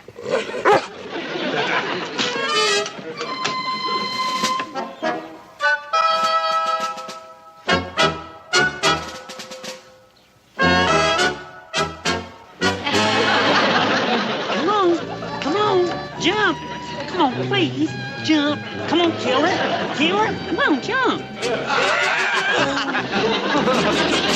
That's what happens when a boy tries to do a man's job. I tell you, the only way to handle these monsters is to... Yeah, I know. Be a mean, ugly brute. Look, if you want to watch this, just watch. Keep your mouth shut. Come on, jump. Come on, please, jump. Come on, Killer. You ready, Corporal? What we're about to do now is the most important exercise of all. It's a test of the dog's aggressiveness if he's provoked by an enemy. All right, we'll try yours first.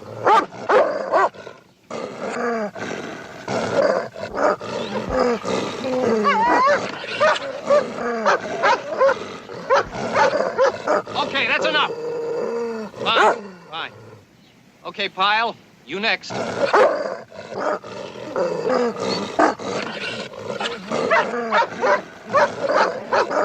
Okay, that's enough. Beautiful. Good dog. All right, we'll try your dog next. Not you. You've already had your turn. Get him out of there. Come on, Killer. All right, get him down. Get him down, Pyle. My goodness. You're attacking that food like it was the enemy.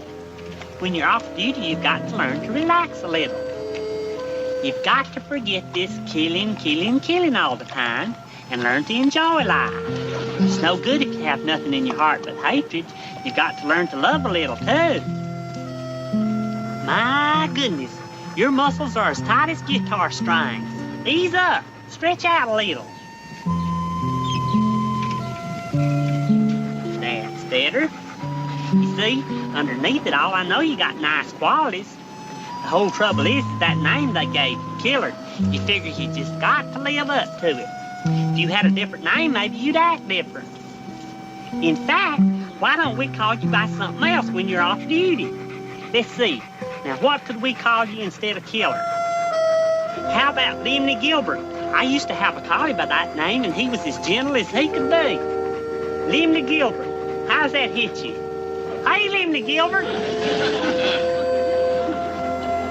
Lyle, do you think you're going to be able to... I think I'm getting Limney Gilbert to go to sleep. Limley who? Limney Gilbert, that's what I call Killer when he's off duty. Limley Gilbert.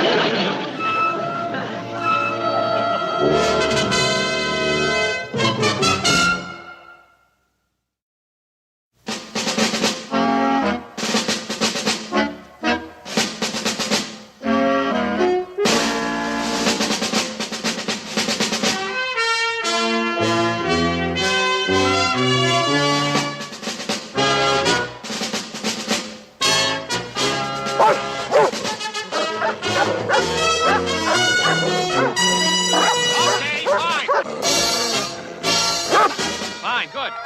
Okay, Corporal. Let's try to make as good a showing as we can at the inspection. That's all for now. Dismiss. Oh, Pyle. Well, you're doing much better. Thank you, Sergeant. I told you all I needed was a little time to get squared away. Yeah, well, keep it up, huh? Then you're not going to let Johnson take my dog? What for? You're doing all right. Well, thank you a lot, Sergeant, for having faith in me. I won't let you down. Now, if you'll excuse me, it's time for his brushing. Limley really looks forward to that. Limley... Gilbert. Come on, boy.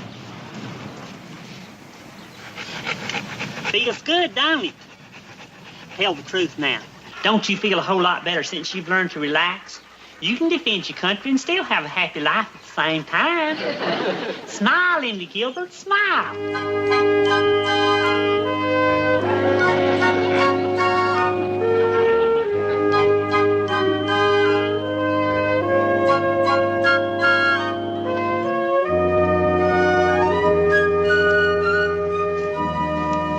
Hey, Sergeant Carter.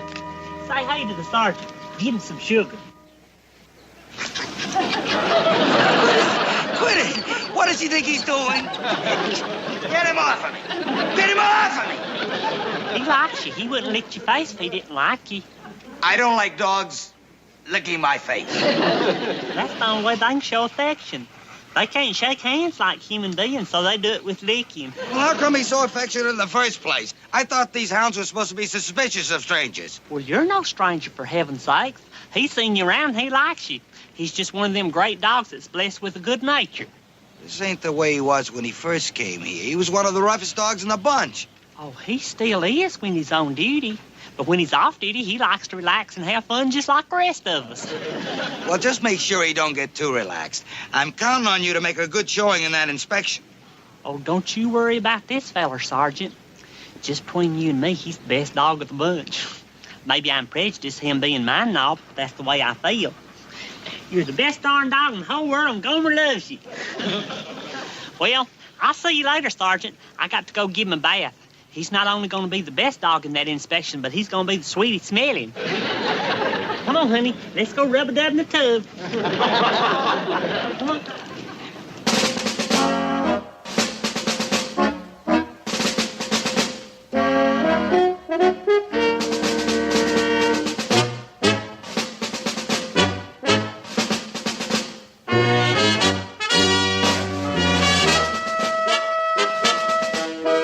Great teamwork, Lieutenant. You've brought us some fine dogs there.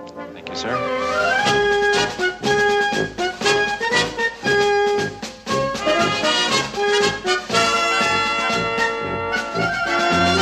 Now, this is the real test of their ability, sir. A demonstration of their alertness and aggressiveness when confronted by an enemy.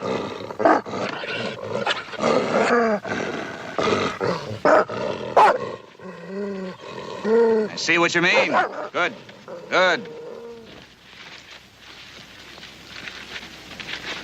Watch this one, sir. This is Killer, one of the best we have.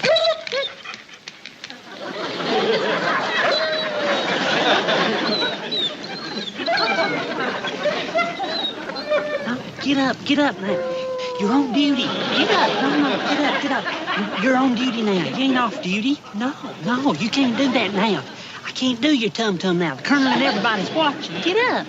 Attack. Attack. Killer, get up. Sergeant Myers, just what is going on here? I don't know, sir. Who was in charge of that dog? This man, sir. Private, what have you done to that dog? Nothing, sir. Nothing, huh? I'll tell you what you've done, boy. You have taken a powerful, aggressive animal and turned him into a pussycat. This dog was a perfect specimen when he came here. He was trained to defend and attack. Look at him now. He's a pussycat. Slobbering hound off of me. You have ruined him, that's what you've done. Ruined him. He is washed up as a sentry dog. You understand that, Sergeant? Shall we take him to the kennels for retraining, sir? Retraining? What for? He's finished. The only thing he's good for now is the dog pound. Get him out of here. Yes, sir. Dog pound? You mean you're going to send him to the dog pound? That's right, Private. Well, I don't mean to be disrespectful, sir, but you'd be making a terrible mistake to send this animal to the pound. He's a fine dog. I don't care what you say. A dog don't have to be a vicious beast every minute he's in the canine corps.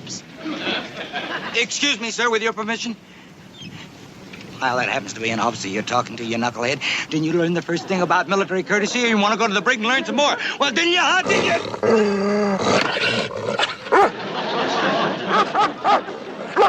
Hold him! Hold that dog! Come back, now stop that. Do you agree now, Private, that the only place for this dog is the pound? It's very obvious you have lost complete control of this animal. I wouldn't say that, Lieutenant. I'd say the dog handles himself quite well. Sir? The minute he sensed his master being threatened, he jumped to his defense. That's what he's trained to do, isn't it? That's right, sir, but the dog is unfit for sentry duty. He failed to respond when he himself was being attacked. Sir, the dog is unfit. That may be so, but isn't it lucky you discovered it now, rather than later during some crucial test? Sir? Well, if the dog is a pussycat, as you said, he probably had within him the makings of a pussycat all along. The private here only managed to bring that out. But, sir... I think you should be thankful to the private for uncovering it now, rather than having the enemy do it later. Well, yes, sir, but... I don't feel the only thing left for this dog is the pound. If you don't want him, I know someone who does. Colonel Swanson.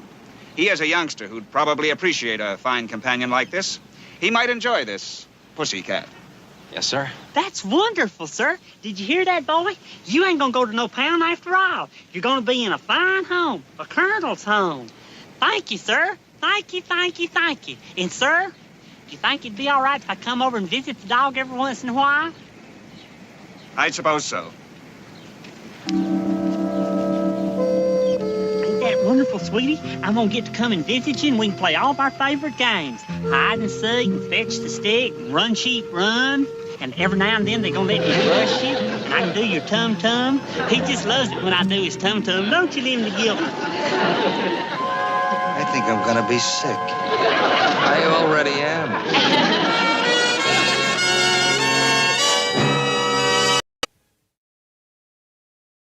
Yeah, while the guys are out on detail this afternoon, maybe we can get caught up on some of that paperwork. Well, I hope so, Sarge. We have all those supply requisitions to fill out and all those personnel forms. Oh, by the way, those entry blanks for the talent contest came in.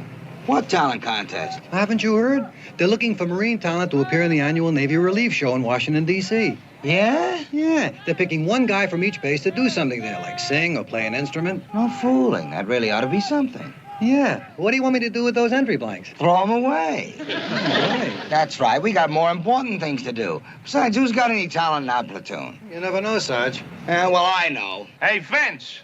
What do you say, pal? Hiya, Boyle. Oh, Hacker. What are you doing out in the mess hall? Another fire start in the kitchen? You're funny, Carter. You know, with your sense of humor, you ought to be in the talent contest. I bet you would have done pretty well, too. Except we already know who the winner is, so you don't have to bother. Have I piqued your curiosity? Not particularly. Good. Then I'll introduce you. This is Private Brian Jones. He's a new replacement. Nice to meet you, Sergeant. Corporal? Yeah, Jones here is going to be representing our platoon in the talent contest. That is, he'll be representing our base in the talent contest. So? So? Aren't you going to ask what he does? Tell him what you do, Jones. Well, actually, I do a little singing. Yeah. That's what he does, a little singing. Lay a little on him. Out here, sir? Yeah, go ahead. That's enough. Save the rest for the audition. And Washington. Hey, Hacker. Yes? I don't get it. Why are you making such a big deal out of a talent contest? Well, someone from our base is going to be sent to Washington. So I thought how nice it would be if that someone just happened to be from my platoon. And how did you just happen to come up with Jones here? Well, I needed a replacement for the mess hall, so I went over to the replacement pool, conducted a few interviews, and when I found out that Jones here was a graduate of a conservatory of music, I knew he was just right for my kitchen. See you, Vince. Big deal. Talent contest, Washington, D.C. Boy, some guys. Well, don't put it down, Sarge. You know Hacker. He's always looking to be one up with the colonel. What? Well, the guy representing the base comes from his platoon.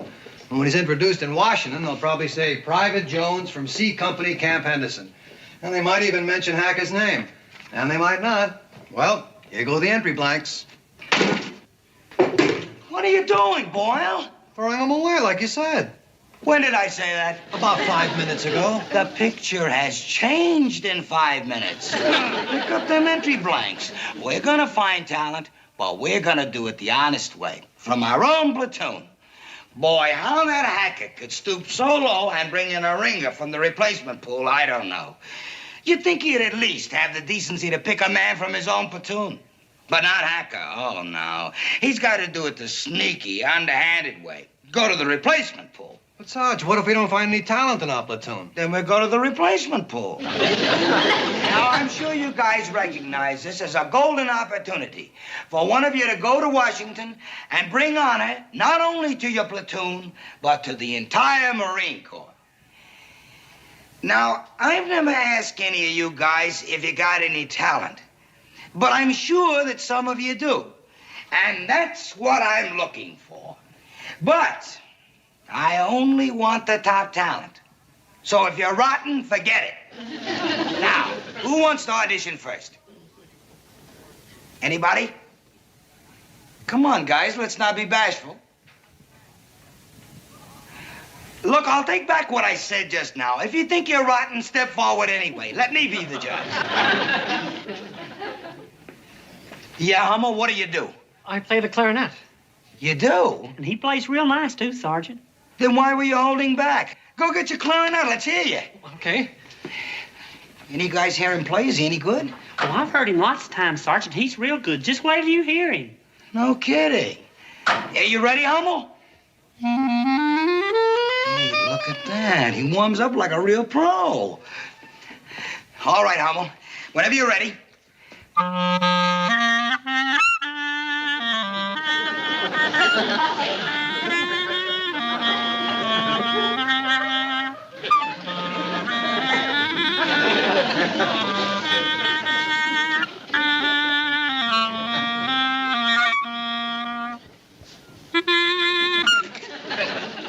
You got a lot of nerve, Hummel. No talent, but a lot of nerve. And you too, Pyle. It takes a lot of guts to recommend somebody like that. Okay. Replacement pool? Wait a minute. Okay, anyone else? Come on, you guys. What does he do? Nothing. Bronsky, front and center. All right, Bronsky, what do you do? I tap dance. Tap dance? Are you sure? Yeah, tap dancing. That's always a crowd pleaser. That's even better than singing. All right, move the table, move the table. A tap dancer, huh? All right, stand back, fellas. Give him plenty of room. Okay, Bronsky, you're on. Da-da-da-da-da-da.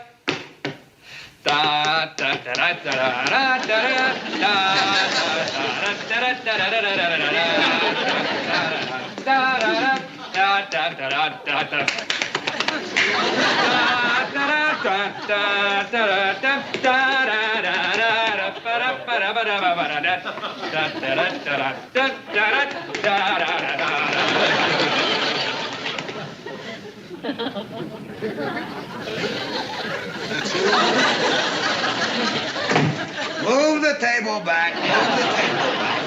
He could have done a lot better, Sergeant, if he'd had taps on his combat boots. So that's it, huh, fellas? That's the talent? If you don't mind my saying so, Sergeant, there's one man in this platoon who has real talent, and he hasn't even been suggested. Yeah, who's that? Pyle? Come on, let's go to the replacement pool. Wait, Sarge, you've heard him. He's not bad. Well, are you out of your mind? Pyle in a contest to go to Washington? Sarge, he sings good. Listen to him. Okay. All right, Pyle, let's hear it. Sergeant, I'm not good enough for a contest. I know, Pyle, but let's hear you anyway. But, Sergeant, I'm not a professional singer. I could never get up on that stage in front of people. Sing, Pyle. But, Sergeant, I just... Pyle singing, that's an order. Just a twilight when the lights are low and the flickering shadows softly come and go. Still the heart be weary, sad the day but long. Still to us at twilight comes love's old song, comes love's old sweet song. Huh? Give him an entry blank. We can always go to the replacement pool.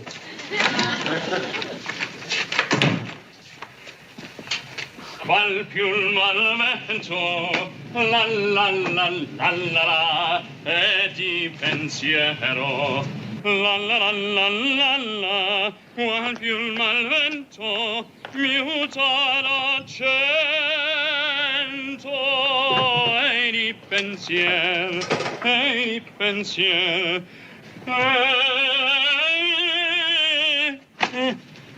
Hi, can I help you with something? Oh, well, please don't stop singing. I didn't mean to interrupt you. That's okay. It's just music to unload vegetables by. That's opera, ain't it?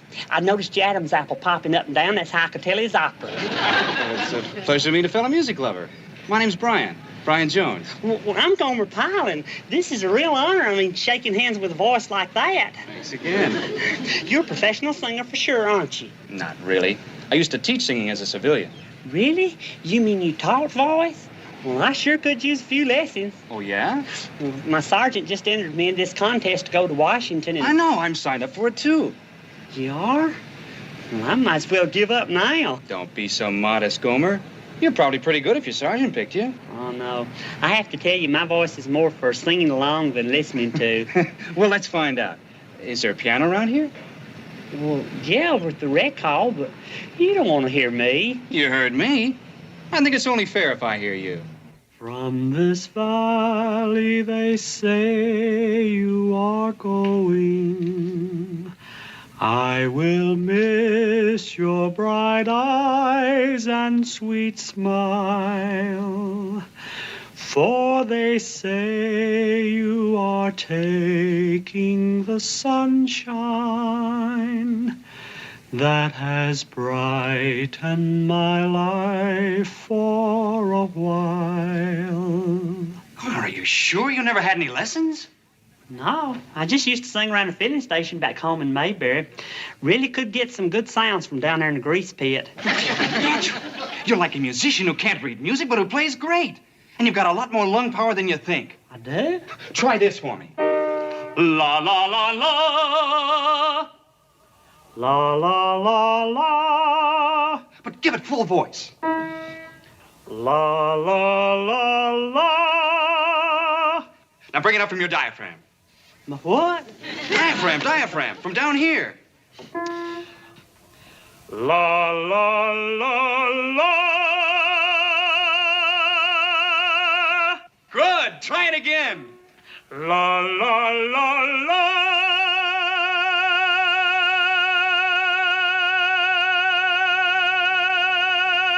God! You still can't believe that's coming out of you, Gomer? Well, you got the pipes. Now it's just a matter of how to use them. Well, I sure am grateful to you, Brian, but ain't it strange? Here we are rivals in the same contest, and you're helping me. Like I told you, teaching's my business. Full diaphragm.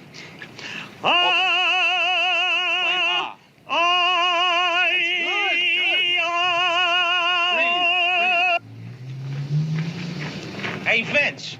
Is that crazy rumor I hear true that you're entering Pyle in the contest? What about it? Oh, nothing. I just feel bad about it, that's all. Huh? Well, you know when you and I usually compete in something, we give each other a good fight. We make it interesting, you know what I mean. Sure. A-E-I-O.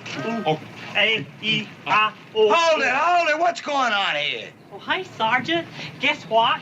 Brian here's been giving me singing lessons. He's getting me in shape for the contest. Huh?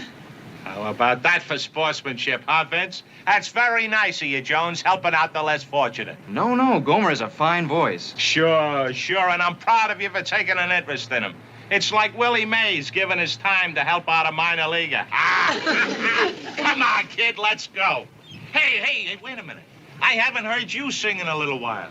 How about laying one of them high notes on me? Come on.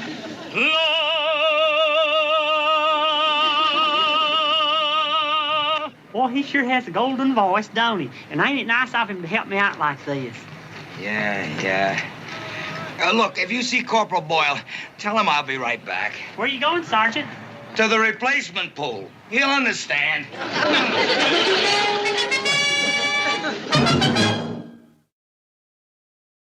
I keep nagging you, Gomer. Use your diaphragm.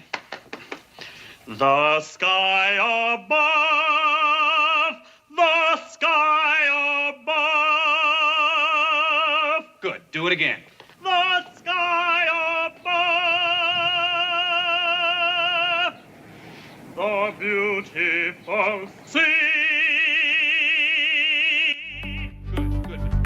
More diaphragm. The beautiful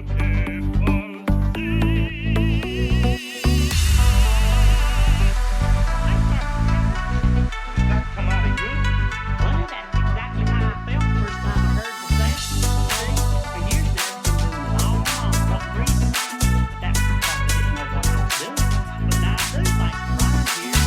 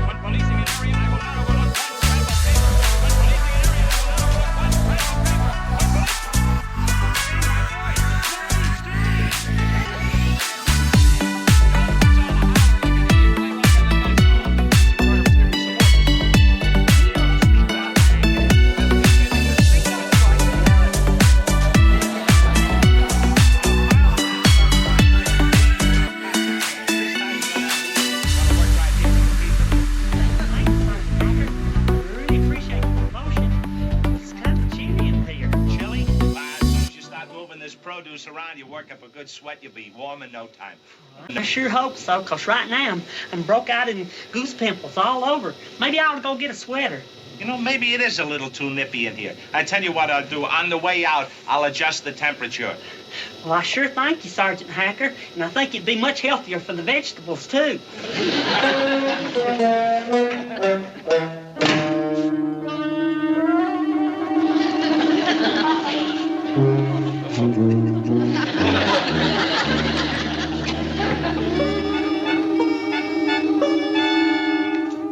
Pyle? Pyle? Where in the heck?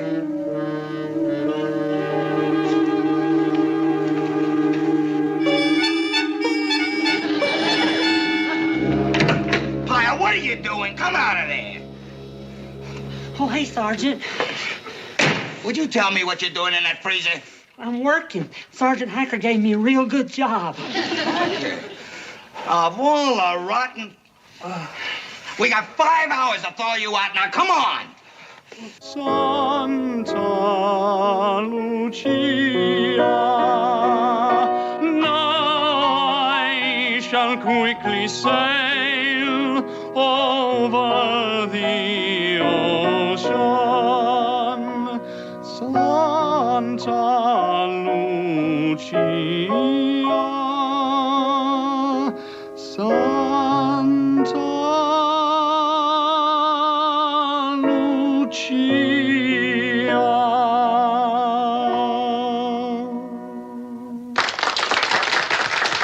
What do you think you're doing? He's your competition.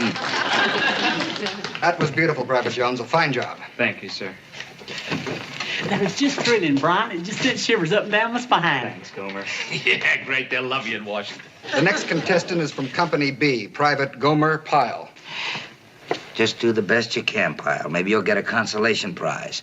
They'll send you to Pasadena. I'll do my best, Sergeant.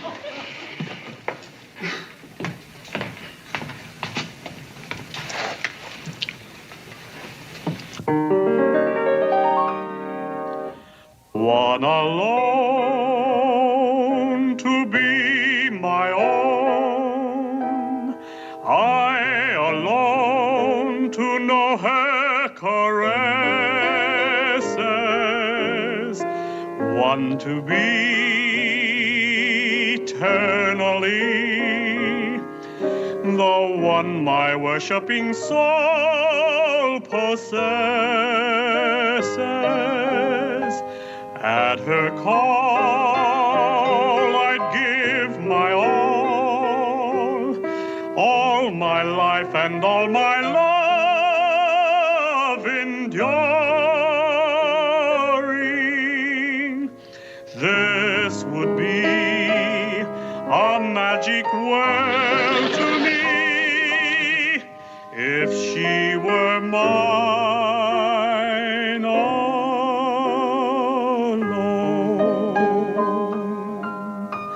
At her call, I'd give my all my life and all my love enduring. This would be a magic world to me if she were mine.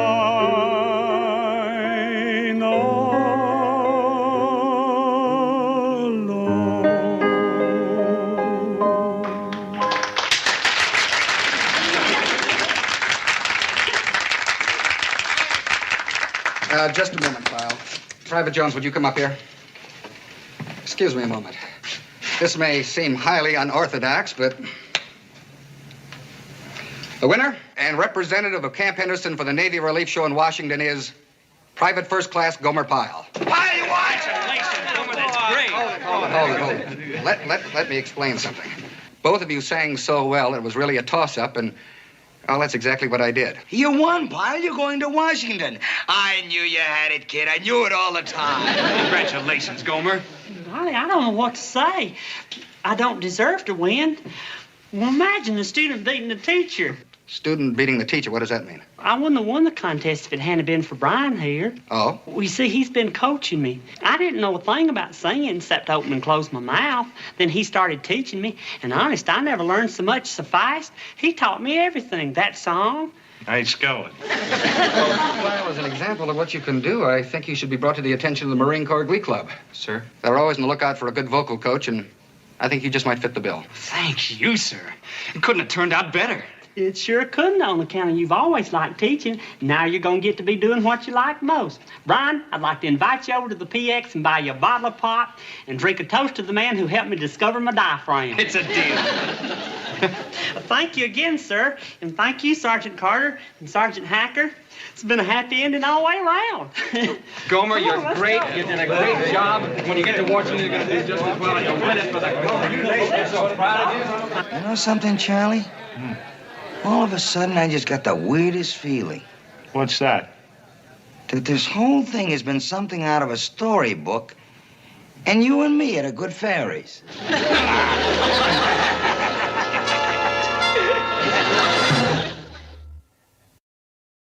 You notice how I played it, Boyle?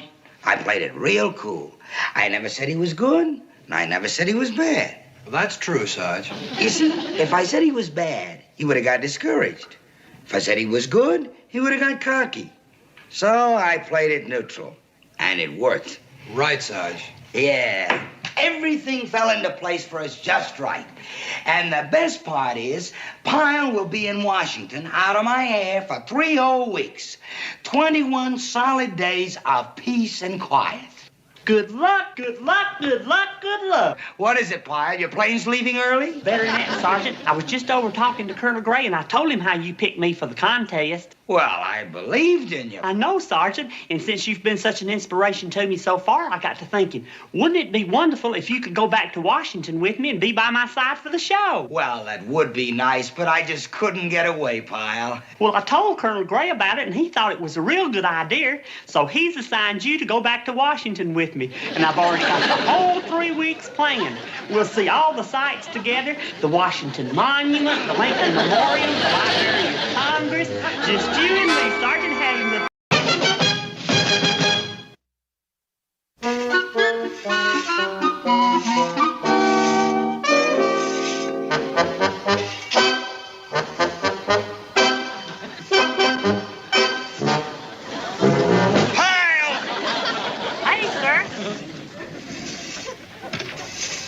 Pyle, you are a knucklehead, you are a goof-off, you are a gold-brick. Have you ever heard that? No, sir. Wally, my boss back home, used to call me a jabbernail and a mooncave, but never the ones you say it. Then I'll say 'em again. Knucklehead, goof-off, and gold-brick. Never heard those words where I come from, Sergeant. You must be from the Midwest. Knock it off. Pyle, I will tell you what a gold-brick is. A gold-brick is a person who does not do his work, who does not pull his load. Pyle, you are a gold-brick. No, sir, You have not done a decent day's work all week, Pyle, all week. Yes, sir. Ask anybody. Hey, fellers. As you were. Pyle, do you realize you get paid a salary? Do you realize you're accepting money under false pretenses? Pyle, you are stealing money. Why, I never. Stealing? No, sir. Even back home when I worked at the filling station and I'd get a coin out of the cash register for the pop machine, I always left a note saying Gomer owes. Well, you better leave a note for the U.S. taxpayer because that's who pays your salary. And he pays it no matter what. His kid might go without roller skates, but you get paid. Well, that's just terrible. It is when you goof off and don't earn it. And, Pyle, this week you have not earned it. All right, all you people, listen up. Pay call will be at 0800 in the duty hut.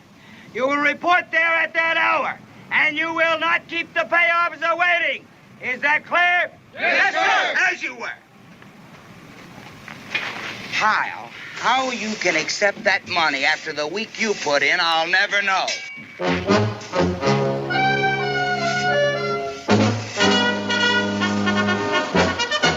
Sir, Private Richard Hemsley. Sign.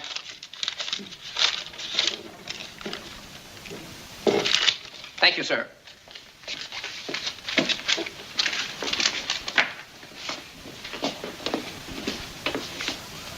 Sir, Private Gomer Pyle. Sign.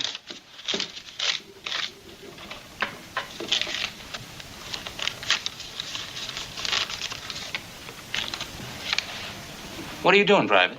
I'm returning some, sir. What? Well, sir, I didn't work hard enough last week, so I oughtn't to get paid for it. I'm returning part of my pay, sir, $10.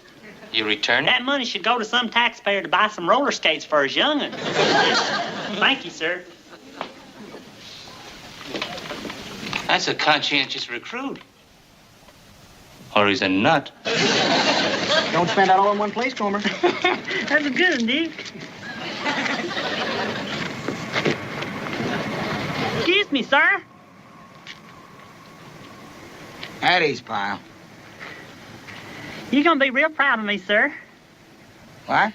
I returned a whole week's pay, and I feel a whole lot better about it, too. Why? Why'd you do that? You remember that there fine speech you gave to me about how I was stealing a week's pay from the taxpayers? Well, I got to thinking about it, and I decided you was right. So what I done, I just returned a whole week's pay. Feel real good about it, too. You returned a week's pay? Just gave it back? Yes, sir. If it hadn't been for you, I wouldn't have done it at all. Sergeant, you deserve all the credit. I don't want any credit.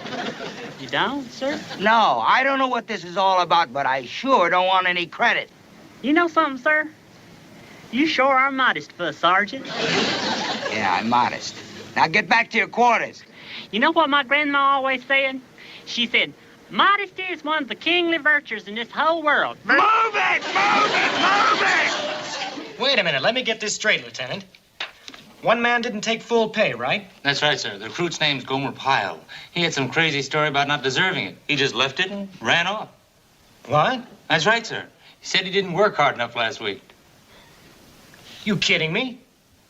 No, sir. Oh, I never heard anything like this. No, sir. Neither have I. Gomer Pyle, huh? Yes, sir. Well, he's either very conscientious or he's a nut. Yes, sir. Okay, we'll put it through just like this. Battalion will handle it.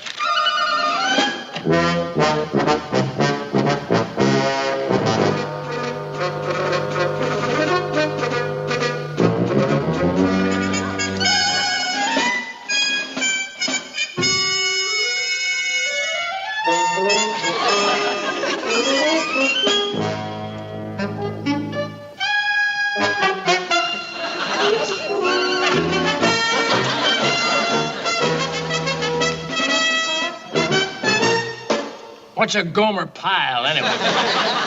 It's a recruit, sir. A recruit? What kind of a recruit sends back money? Well, I'm not sure, sir. Darndest thing I ever heard of. Yes, sir. You know what I think? I think it's a publicity stunt. Yes, sir, it could be. Yeah. Some man will do anything to get the name in the paper. This Pyle's probably an actor who figures to make a fuss and cash in on the publicity. Gomer. Gomer. Sounds like an actor's name, doesn't it? May I suggest, sir, we send the money back down the line to the original officer who took the money and have him return it to this pile? That way there won't be any publicity on this level. Good idea. Send it on back down with my endorsements. And I want a signed receipt to make sure he receives the money. Yes, sir. Ever hear anything like this before? No, sir. I can't say as I have, sir. Well, as I say, he's probably an actor after publicity. Or he's a nut.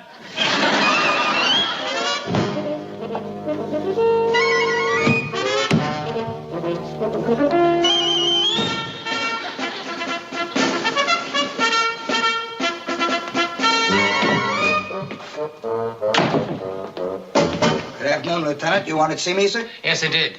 Gomer Pyle is in your platoon, that right? Yes, sir.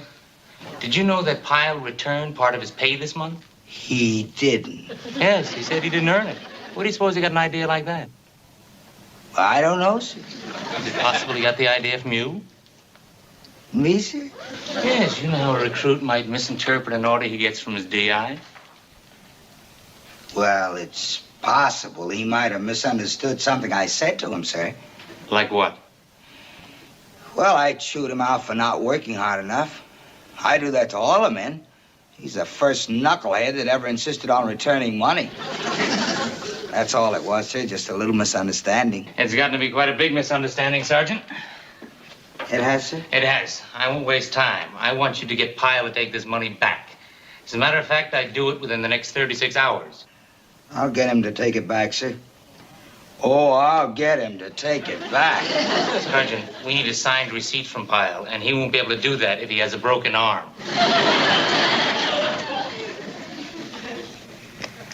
Pyle. Hey, Sergeant, sir. You like my painting work? Ah, that's beautiful.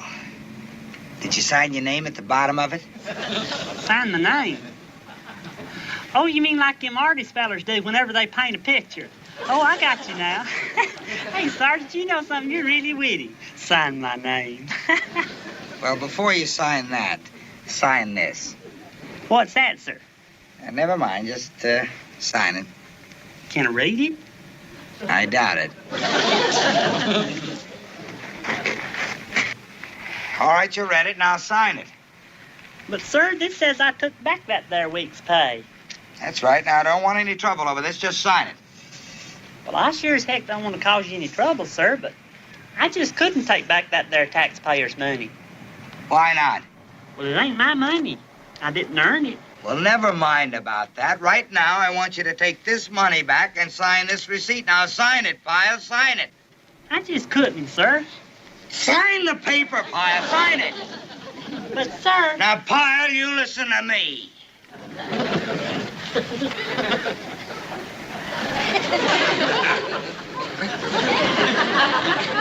Look, Pyle, I can't order you to sign this.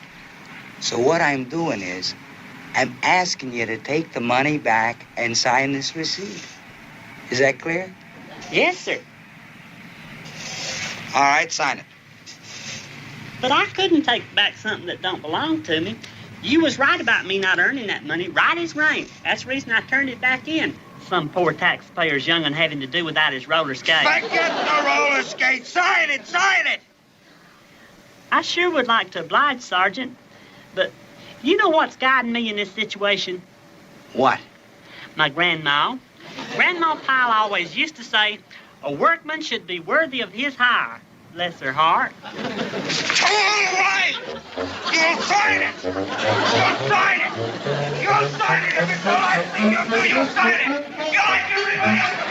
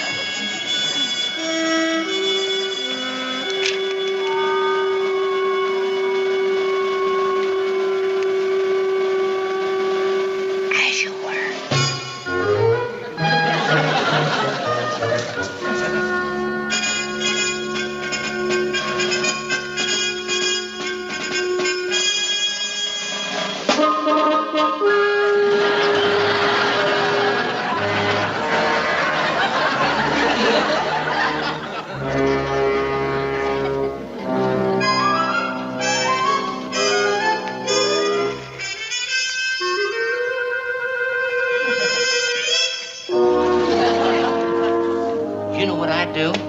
I'd stick his head underwater and I wouldn't let him up until he signed that receipt. Or I might kill him and send the money to his next of kin. Or,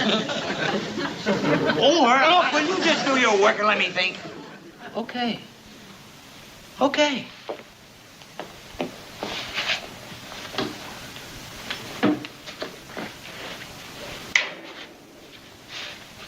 You got it, right? I got it. You're gonna kill him? No, listen. I'll do it with a game. Oh, you mean we're gonna play a game and the winner kills Pyle? That's listen, will you? I'm gonna hold a raffle, and the winner gets the money. Now, guess who the winner's gonna be? Private Gomer Pyle. How's he gonna win? Oh, he'll win. He'll win or I'll kill him. Take a slip and get inside for the drawing. Take a slip.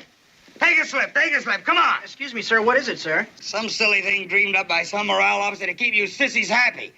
Now, take a slip and get inside. It's for a raffle. Oh, what's the prize, sir? The prize is in this envelope. How do I know what's inside of it? Take a slip and get inside and don't ask so many stupid questions. Yes, sir. Take a slip. Take a slip. All right. Take a slip. Keep the line moving. Take a slip. Take a slip. Take a slip. Take a slip. Oh, shoot. I got number 7. What are you complaining about? 7's a lucky number. Not for me. 6 was always my lucky number. I had a hog once, and I entered him in a contest, and he was number 6, and he won. Hey, Gomer, I got number 6. I'll swap with you. No fooling? Sure, I'll take 7. Hey, that's a good deal. What do you guys think the prize is gonna be? It's me. Catch. Hut. As you were. All right, you people. This is going to be just like a raffle back home. Here are the matching numbers. I'll draw a number from the helmet, and the winner takes the prize. And it's back to work once this foolishness is over with. Back home, whenever they had a raffle, they always ask up an impartial party to do the drawing. Pyle, are you accusing me of not being impartial? Gosh, no, sir. I never knew what impartial meant. All right. I don't like nobody questioning my impartialness. All right, now for the drawing. The lucky number is 7. Hey, that's me, sir. All right, Pyle, just sign the official winner's form and take the prize. All right, Pyle. Sir. Come on, Pyle, what are you waiting for? Take the prize. Sir. What do you want? Sir, I have the winning number. You do not. Didn't you say number 7, sir? Right, Pyle. There it is, sir. Number 7.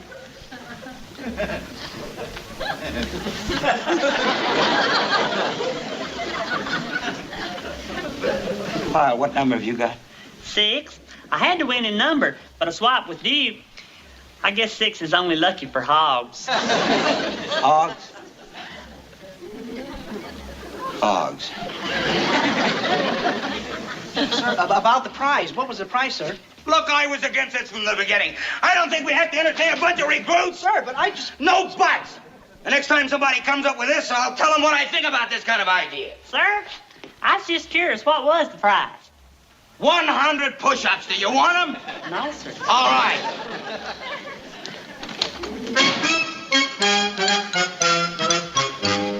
That sure is a curious prize for a raffle.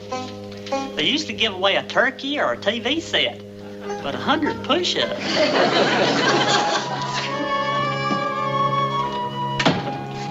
Good afternoon, sir. Hello, Carter. Just put the receipt on my desk. Just leave the receipt, Sergeant.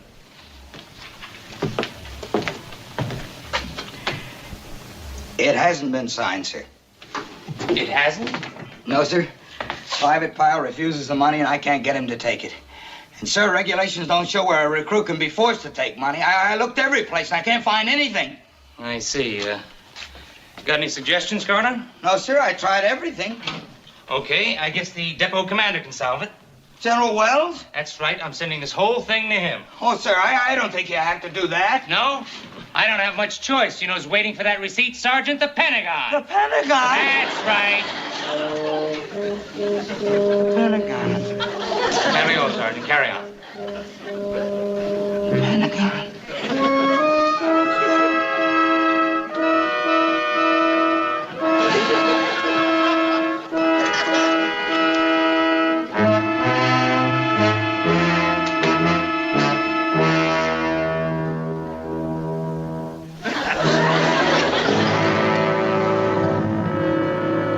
So you took care of it. Huh? I mean, you went right to the top. No horsing around with you, right? What are you talking about? Pyle. He got called up to General Wells' office. Pyle is with the general? What do they want him for? Well, don't you know? Well, I didn't arrange it. No? Oh, that does it. You know good and well he'll tell the general that whole stupid story about how I got him to turn back his pay. You think he would? Vince, you've been ordered to report to General Wells on the double. What'd I tell you? You know you were right. You told me to kill him. You should have listened. Now it's too late. Yes, sir.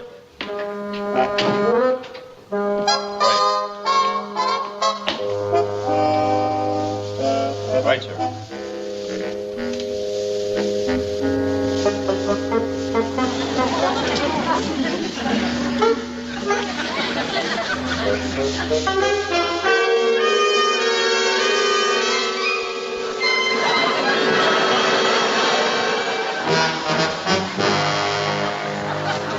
Very good, sir. I'll get on it right away. Sergeant? Sergeant Carter, sir. The general wants you to go right in. Yes, sir.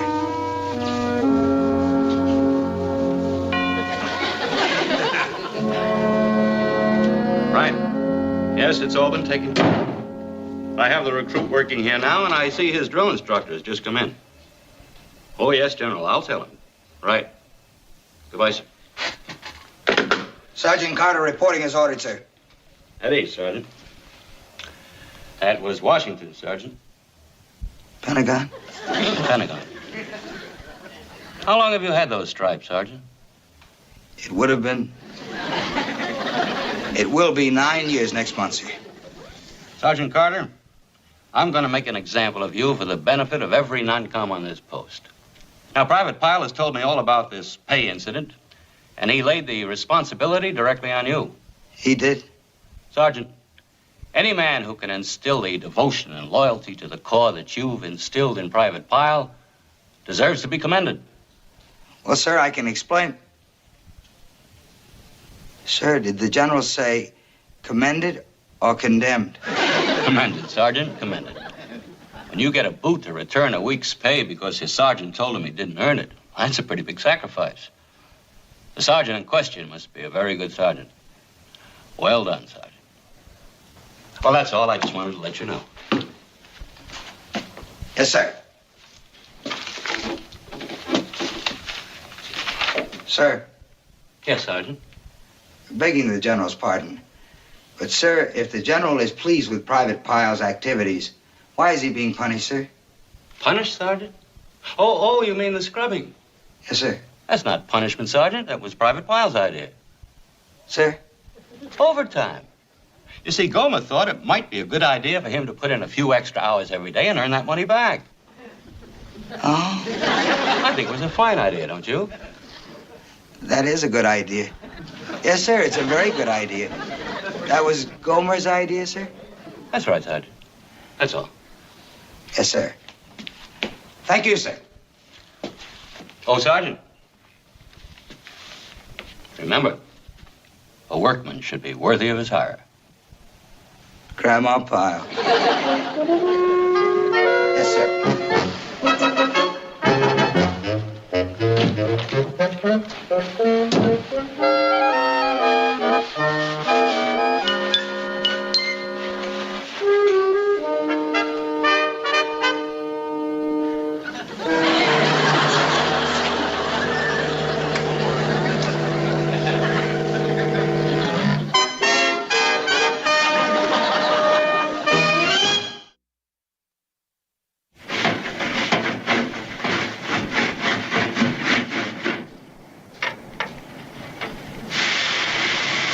How's the work, Pyle?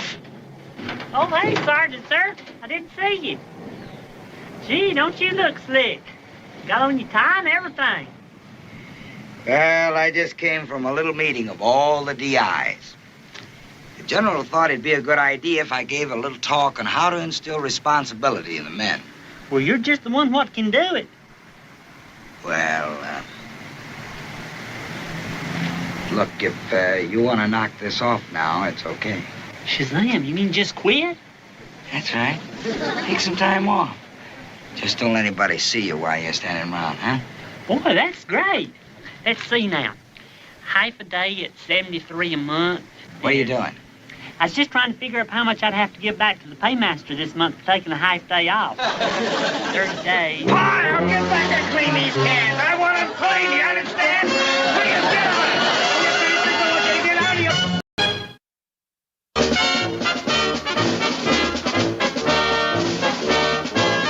Code 318 on the road. Move it on the double. Move it, move it.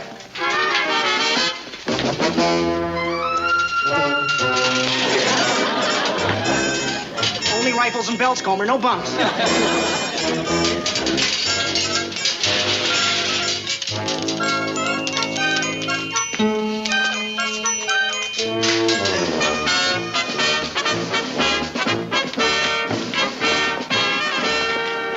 That's right. Heads. Head. Head. Good. You move very good for a bunch of old ladies. After 10 weeks, after 10 long weeks. Don't you people know how to move on the double? Well, don't you? Yes, sir. Then why don't you, huh? Why don't you? Excuse me, sir, but I was... Pyle, you are a pea-brain knucklehead. On top of that, you're a late pea-brain knucklehead. Just gonna say... Don't talk. Just said... Don't talk. Yes, sir.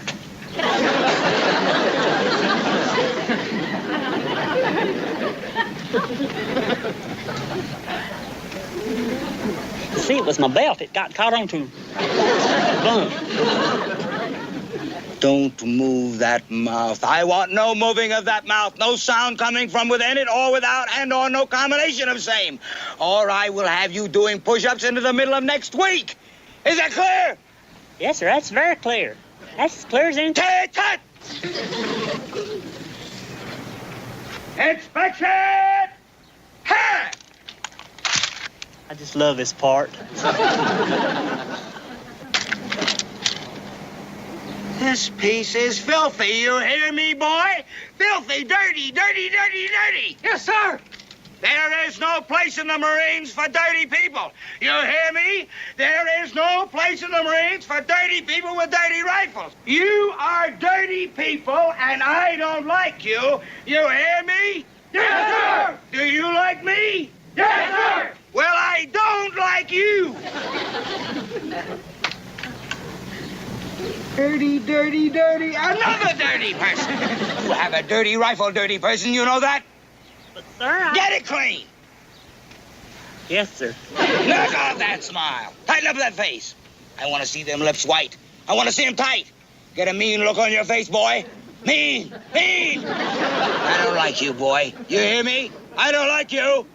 Do you like me? Yes, sir. Yeah. And, sir, I ain't just saying that neither. I really do. I really, truly like you. You do not. You do not like me. Let you and me have a mutual admiration society.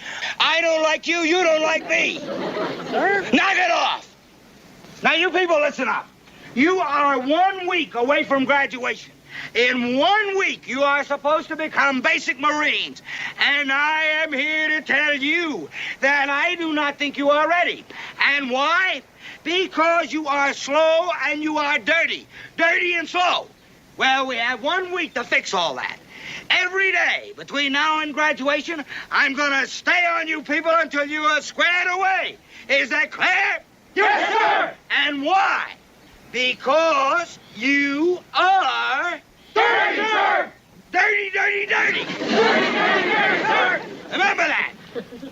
Especially you. Yes, sir. Sir, and I like you. I I really do. You people were supposed to know your general orders your first week in boot camp. Well, now it's 10 weeks later. And let's just see. Slater, what's your sixth general order? Sir, my sixth general order is to receive, obey, and pass on to the center who relieves me all orders from commanding officer, field officer of the day, and officers and non-commissioned officers of the guard only. Lucky guess. Peters, number 8. Sir, my eighth general order is to give the alarm in case of fire or disorder. Pile number 11. Sir, my 11th general order is to be especially watchful at night and during the hours for challenging, to challenge all persons on or near my post, and to let nobody pass without proper authority. Wrong, wrong, wrong. All wrong. Not nobody. You said nobody. It's no one. And to allow no one to pass. You got that, Pyle? To allow no one to pass. And you call yourself ready for graduation. Pyle, I don't like people who don't know their general orders. You hear? Yes, sir. And I don't blame you, sir. But I like you.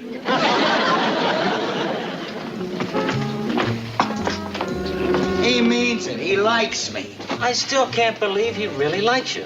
He likes me. Yes, that's too bad, Vince. Are you sure? I'm sure.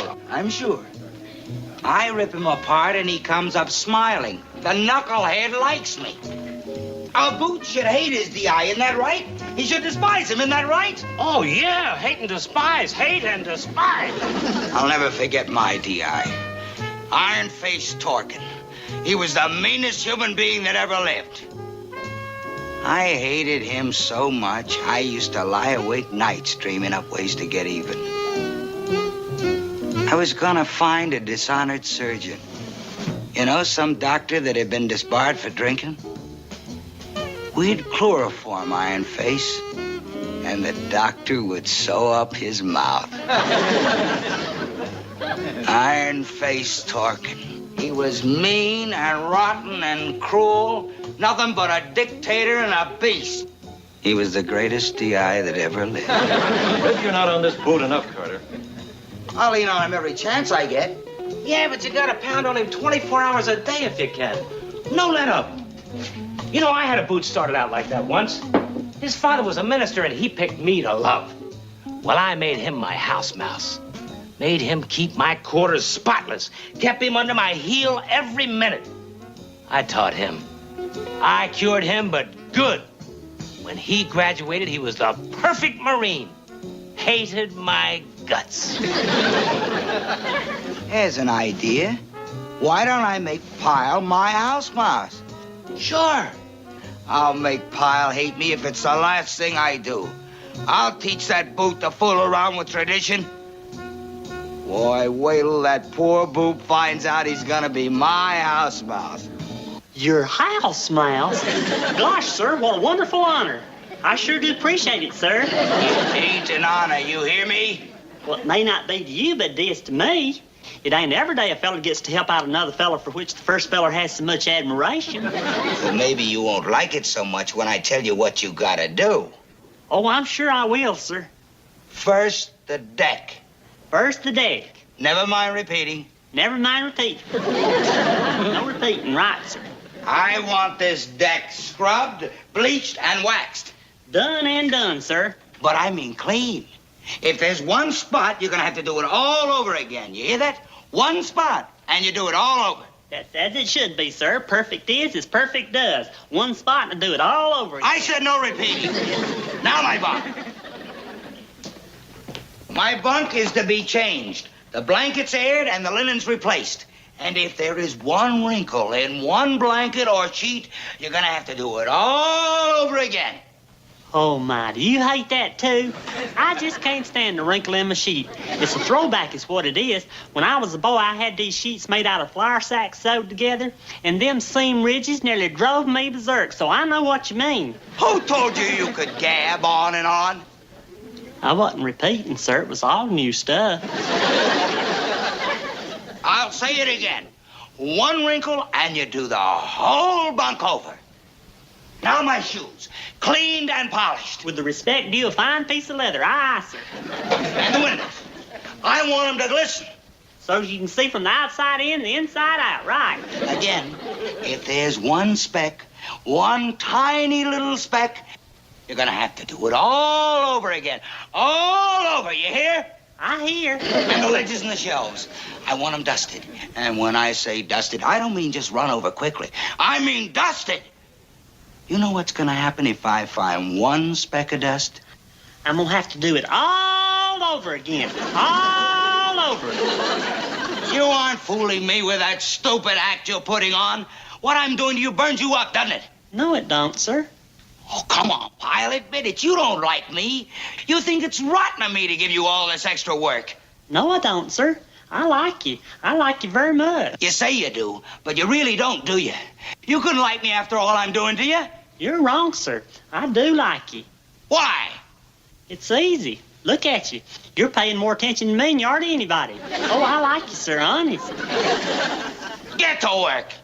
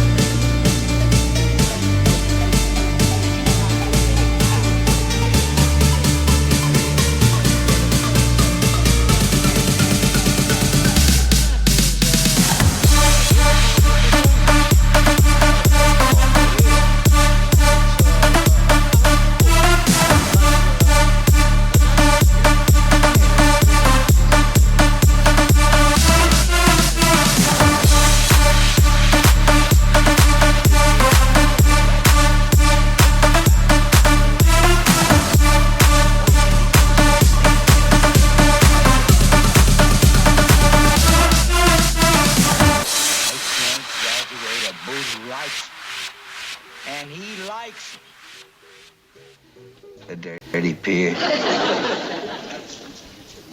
Hey, your stuff looks great, kid. Beautiful. Thanks. Man, you sure can shine stuff. You really got the magic touch. Uh-huh. Good, good. Oh, that's very good. Very good. Uh-huh. You call yourself ready for graduation? You call yourself a basic Marine? 10 weeks ago, you came to me a lump, a plain nothing lump. I worked with you. I gave you special attention. And you know something? You're still a lump. This inspection is a disgrace. I ain't learned you a thing. You ain't fit to be in the same platoon with these other peers. You other peers, listen to this. This person is not fit to graduate. He is a sloppy peer. Do it right. Pick him up and do it right. You hate me for doing that, don't you? You just hate me? Tell the truth. Oh, no, sir. It was nice of you to point out my failings to me. Only a friend would do that. Thank you, sir. I like you for that. In all my years of being a psychiatrist, I never heard anything like this. Now, let me get this straight, Sergeant. You're upset because a boot likes you? That's right, sir. Well, this is something new. Most people have problems because they aren't loved. Sir, if a DI ain't hated, he ain't a DI. That's what's got me so worried. This recruit likes me. Tell me something about yourself, Sergeant. Sir? Well, I mean, what was your life like before you became a Marine? When you were a youngster, a little fellow? Sir, I don't know what you... I mean, what kind of an atmosphere was there? Well, there was a lot of hollering. Hollering? I used to holler at my sister a lot. And my father used to holler at me for hollering at my sister. You might say I was brought up on hollering. Well, what about your mother? She'd holler at my father. Well, how was she with you? Was she nice? Well, yeah, I guess. Was she affectionate? Well, sure. Did she have any pet names for you? Well, Sergeant, did she have a nickname for you? Well, did she? Sir, I don't see what this has got to do with... Sergeant, did your mother have a nickname for you? Yes, sir. Well, what was it? What was the name your mother used for you? Num Num.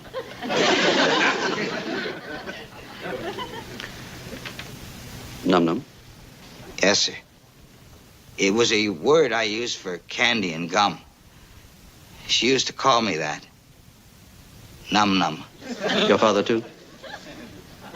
Well, then, in spite of the hollering around the house, there was a more or less friendly atmosphere. I guess.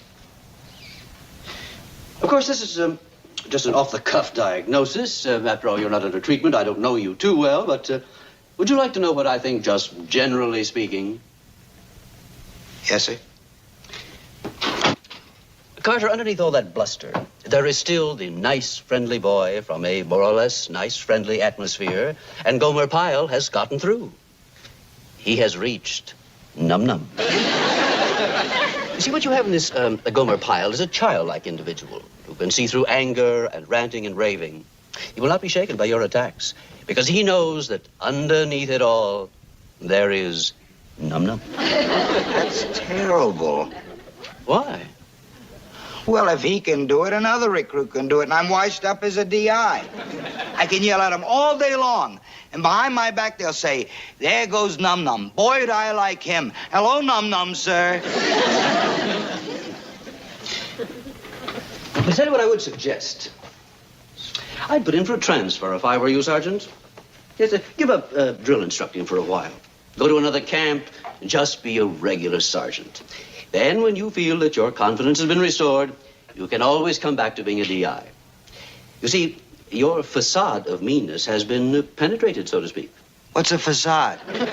Well, that's, Anything like a pier? Oh, no. Facade is just a disguise. As you put in for that transfer, I'll endorse it, and you should have no trouble. Yes, sir. It's a terrible thing to be loved.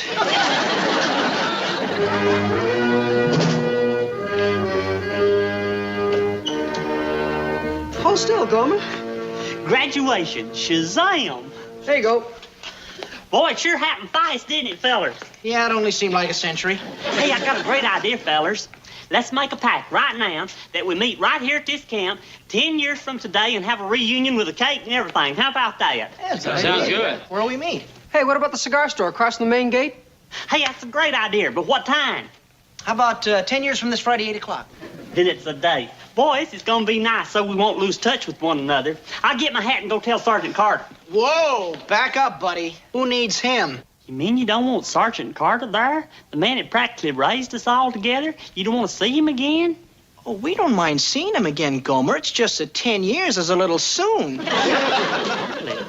Now, 30 or 40 years, okay.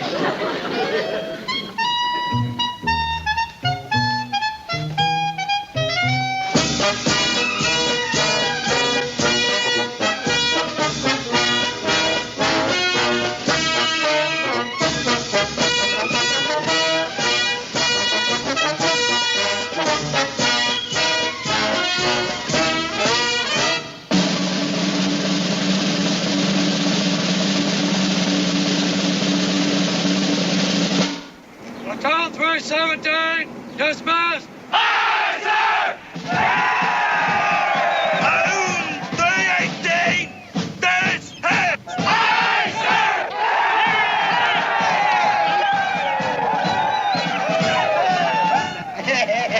Hey, we went for so long. I'm gonna miss you almost as much as I'm gonna miss Gomer Pyle. Well, it won't be the same without you around here, Vince. It's gonna be nice and quiet. Hey, take it easy, kid. Be good, boy. Hey, Sergeant Carter, sir. Huh? I looked for you right after graduation. Where'd you disappear to? Well, I got a lot of packing to do. Sir, we won't be seeing each other anymore after today. And I was just wondering when and where we could get together again. Well, that's hard to say. You see, Pyle, I put in for a transfer. You did? Yeah, so I can't tell you when or where we could get together again. Shoot, just tell me where you're going to be and I'll look for you. No, Pyle, you don't understand. You're going to Paris Island for your infantry training. That's in South Carolina. And I'm going to Camp Henderson. That's in California. We'll be thousands of miles apart. Heck, it's a shame we both can't go to the same camp. Yeah, it's a real shame. That's a long time. Hey, Sergeant, let's write to each other here. Yeah, we'll write. Goodbye. Hey, I did want to tell you about the reunion our platoon's going to have 10 years from now. Oh, yeah? Good. Well, goodbye, Pyle. It won't be a reunion if you ain't there. So remember, it's 10 years from this Friday in the cigar store opposite the main gate. The cigar store. I'll remember. Goodbye, Pyle. Sir, it's 10 years from this Friday at 8 o'clock.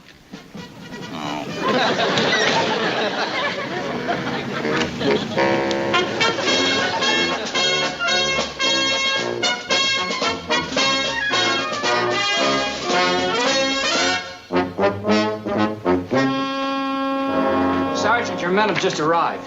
Yeah? What do they look like? Nah. Well, they can't be any worse than the bunch of meatheads I had in boot camp. One in particular. Come on, let's take a look.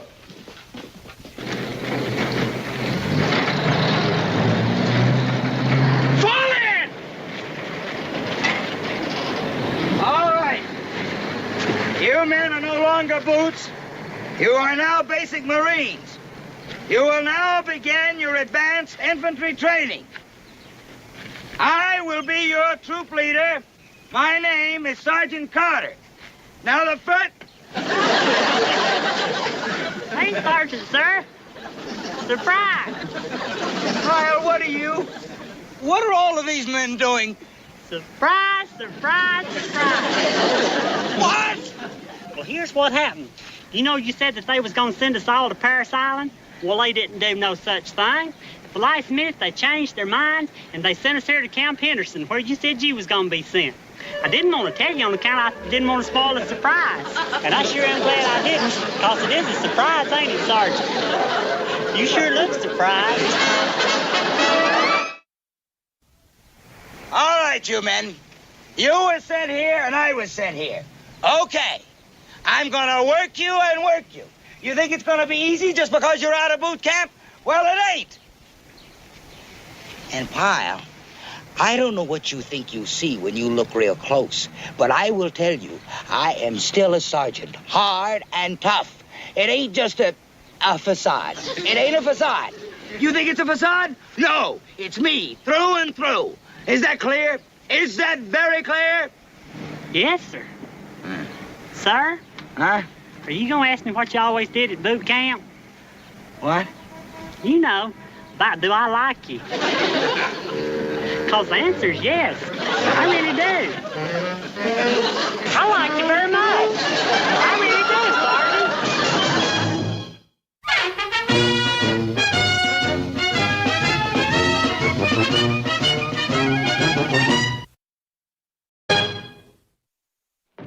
Good morning, sir. Morning. Morning, sir. Morning. Morning, sir. Good morning, sir. I asked you men to drop in because I have a little favor to ask of you. It's about this little dance on Saturday night for the enlisted men. Yes, sir. I think you all know my daughter, don't you? Of course, sir. Well, she's coming home from college on Saturday, and it's a matter of an escort, and I was wondering if one of you men might be free. I think she should be accompanied by a man from the base. Well, I deem it an honor, sir, but it just so happens I have a date. Sorry, sir. I don't want anybody to break a date. Well, I'm not much of a dancer, sir, and, it might be a little dull for her. I understand. What about you, Barker? You got a date? Well, not exactly, sir, but I might have. It's this girl who said she might come or she might not. It could go either way. It's just that I'm not sure, sir. Of course. Sorry, sir, I have to meet my mother. I see. Thank you for coming in, gentlemen. Yes, sir. Thank you, sir. Yes, sir.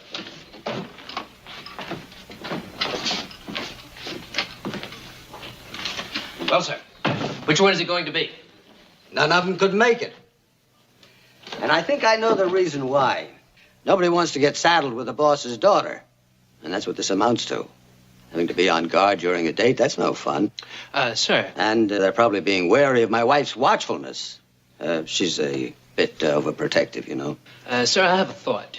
After all, this is the enlisted men's dance. It doesn't have to be an officer, does it? No, not necessarily.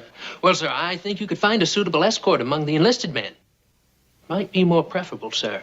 Make the thing look democratic, if you know what I mean. That's an idea.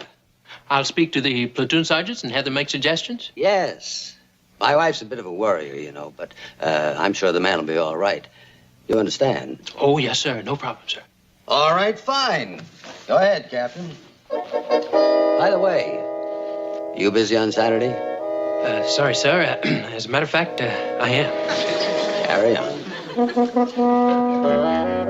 Gomer, what about you? Who are you taking? Me, I ain't going. You're not going How to come? dance? There's this picture on television that I don't want to miss. It's Tarzan Untamed. You mean you want to watch that Me, Tarzan, You, Jane? Well, I don't go for that gushy stuff too much. What I like is when an elephant picks Tarzan up with his trunk and old Tarzan just sits there on the elephant's head. You don't see a thing like that too often. Oh, well, go along with that, Gomer. Okay, men. I want to know who has dates for the dance. Come on, hands. All of you? Pyle, you don't have a date? No, Sergeant. Oh. Come over here, Pyle. You might have a date. It's not said yet, but you might. Well, thanks for thinking of me, Sergeant. But there's this television program on Saturday night that I've been pointing for. It's Tarzan the Untamed. This happens to be Colonel Harper's daughter. That's the date. The Colonel's daughter? Well, shoot, even if I didn't have other plans, I couldn't take her. Why not? Well, golly, she's the Colonel's daughter. Well, you've taken out girls before. Or have you? Shoot, yeah, but nobody ever this important. The most important girl I ever took out back home was the county assessor's daughter. That's as high as I ever want to go, the daughter of a civil service man. Well, listen, Pyle. And even then, I remember my hands got all sweaty. Pyle. And my heart was going ka-thump, ka-thump. I was nervous as what. Pyle, will you calm down? You haven't been picked yet. I wouldn't even know what to talk to her about. At least with the county assessor's daughter, I was able to keep up a running chatter on assessments. Now, that can be a real meaty subject. Pyle, you're the only one who doesn't have a date, so I'm submitting your name. Each company's sending in a name to the colonel so they can pick the best man for the job. They're probably looking for somebody who is a nice dancer, a good talker, a smart companion. You don't have a thing to worry about. I'm praying. Sergeant, do you know anything at all about her? She's the colonel's daughter. The colonel's daughter. Gomer Pyle. What kind of a man is he, Sergeant? Well, sir, Excuse me, sir. Is Pyle the man selected? I don't know yet. I want to find out a little more about him. What I'm looking for primarily is a certain type. I'd say he's a type, all right, sir. How do you mean? Well, sir, he never goes out. He doesn't do anything. Doesn't have anything interesting to talk about. Innocuous. Sir? Harmless. Oh, he certainly is, sir. I might even say dull. Dull, yes, sir. Good. Sounds perfect. Sir? My wife will feel quite comfortable with him. Gomer Pyle it is. Yes, sir. An enlisted man? Mm-hmm. Who is he? What do we know about him? I checked this boy's record, and it's fine. And the sergeant assures me that he's a perfect gentleman. He's going to be all right. The sergeant. Edna, there's only for one evening. And it'll be nice for Jane to have an escort. And as a matter of fact, an enlisted man may be even more interesting. All right. I won't say another word about it. Yeah, but you've got to stop worrying. Right? Right. Where's he from? The South. Country boy. You didn't tell me about that. What's wrong with a country boy? What's wrong? Well, they're the worst kind. Those quiet country boys, they're the kind that turn into howling wolves. That's ridiculous. Oh, is it? Have you read about the scandalous goings-on in those quiet country towns with those quiet country boys? Edna, stop worrying. Everything's going to be all right. And I won't take my eyes off them for 1 second. Hey, Sergeant. Did you send for me? Guess who? I knew it. I just knew it. I had the feeling right from the beginning it was going to be me. There was something just in the pit of my stomach. I knew it. I knew it was going to be me. Now, Pyle, take it easy. Take it easy. After all, I got more at stake than you have. I was the one that sent in your name. The colonel's depending on me. Well, what'll I do? She's the colonel's daughter. Well, and you heck, just I don't take know her what to the say dance. her. Just be careful what you say and how you act. Well, I'll be careful, all right. But what'll we talk about? What'll I say to her? You can talk about anything. Just be careful what you say. Oh, I just can't get over the idea of her being the colonel's daughter. She's going to be disappointed in me. Pyle. We come from two different worlds, is what, Sergeant? What are you talking about? Well, I'm just plain country folks, and shoot, she comes from one of them homes, got fruit and flowers all over the place, and there ain't even nobody sick. Look, Pyle, you don't have to marry the girl. I know, Sergeant, but why'd they have to pick me? Of all the guys on the base, why'd they have to pick me? Pyle, listen. Now, you were picked for this assignment. Why, I don't know, but you're going to take the colonel's daughter. Now, when you do, just don't say much. Don't do anything. Don't act silly. Don't talk. Don't even breathe. Just have a good time. I just wish this whole thing was over with already. Look at my hands. Look at them. Look at them sweat. And feel my heart. It's going ka-thump, ka-thump, ka-thump. Can't you lift this up closer to your neck? Well, that looks fine to me. Janie, good to have you home. Haven't had a chance to ask you how school is this semester. Oh, it's all right, I guess. What's the matter? Anything wrong? Oh, it's just that it's so dull. It's nice, but dull. Mother, can't I transfer to a co-ed school next semester? I'd be so much happier. I prefer you stay where you are. It's a perfectly fine school. Well, if it's dull and she wants to transfer, I don't see any harm. Clara Burton College was good enough for me, and I know that Jane will get a fine education there. Perfectly fine. After all, that's the most important thing, isn't it, dear? I suppose so. Oh, let me look at you. What on earth is that? That's probably your escort, dear. I authorized a Jeep for your use tonight. They're all so reckless. Now, about this young man, dear, I don't want you to worry about a single thing. We'll be right by your side all evening. Yes, Mother. Good evening.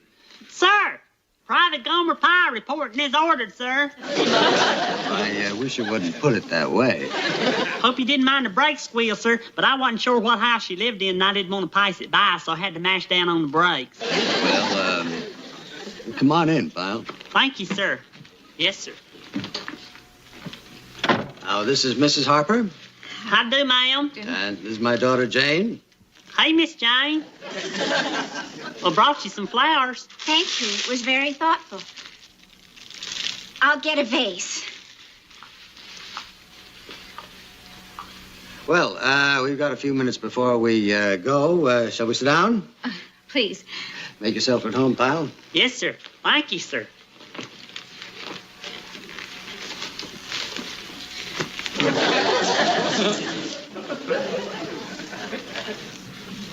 Well, we were very happy that you were able to make it. Yes, sir. Me too. Real happy. Private Pyle, I understand that you come from the South. Where in the South? Yes, ma'am, I sure do. I come from Mayberry, North Carolina. My family settled there about 150 years ago. That is, my ancestors did, not the family that I got now, of course. Of course. They built their own log cabin all by themselves. Real pioneers. Of course, we Pyles have come a long way since then. We've had the back porch and a bath. See? I mean a regular bath. Once you don't have to fill up with a pump, neither. Oh, well, that's what I call real progress. Remarkable. When the water company run their lines, they went to the north part of town first. Yeah, well, wouldn't you know? See, the center of town is right here, and this is north, and they had to run them lines right down here through Maple Street. That's right here. And then over the ridge, past Fred Bartlett's place. Now, that's about here. And then they had to run them all the way out to the swamps. That's where you're sitting, Miss Harper. You know something else that might interest you, Miss Harper? What? We was the first family on the south side of town that had a septic tank. A septic tank? Yes, ma'am.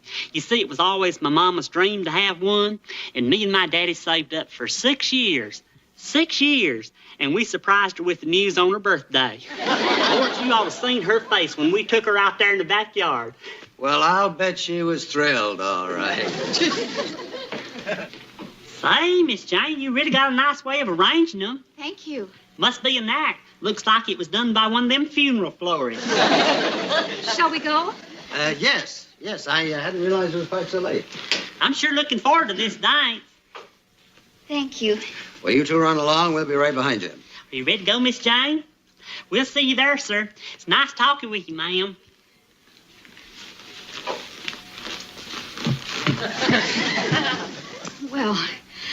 Well, next time you'll listen to me. Well, what's wrong? He's a nice boy. I know these nice boys, that's an act. Oh, come on now. More determined than ever to keep my eye on them every single second. All right. Have it your own way. But any boy who saves up for 6 years to buy a septic tank for his mother's birthday can't be all bad.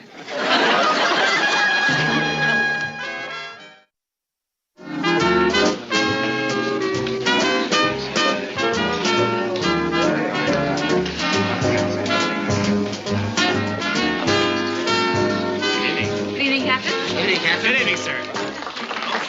Captain, this is Private Pyle. How are you, Pyle?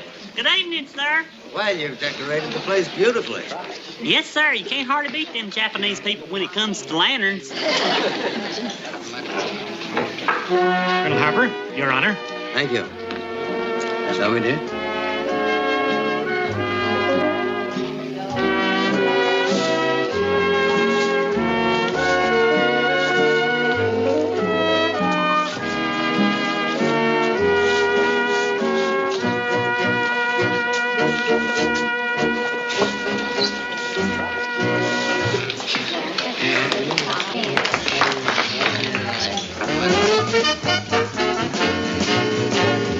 Would you like to dance, Miss Jane?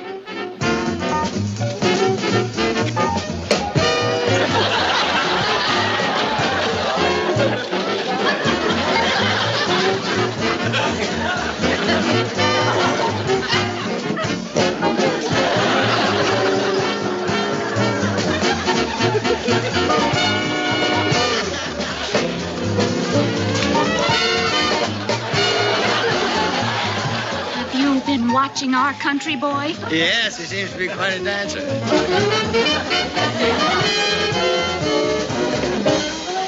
Dance me over in that direction. Oh, well, let's leave him alone. Emmett, please. Hey, folks. Nice night. Yes. Jane, I think it would be nice if you danced with your father. Oh, all right, Mother. And I don't suppose Private Pyle has any objections to dancing with me? No, ma'am. I'd be glad to.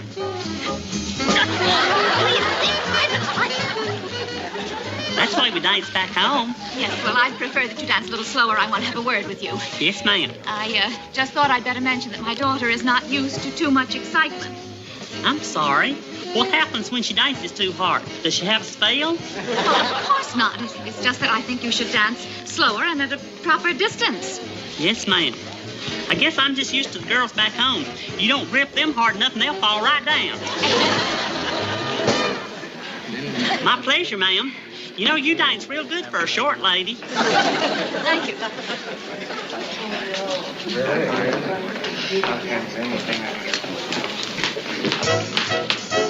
Hey, Miss Jane. Hello. Would you like to dance?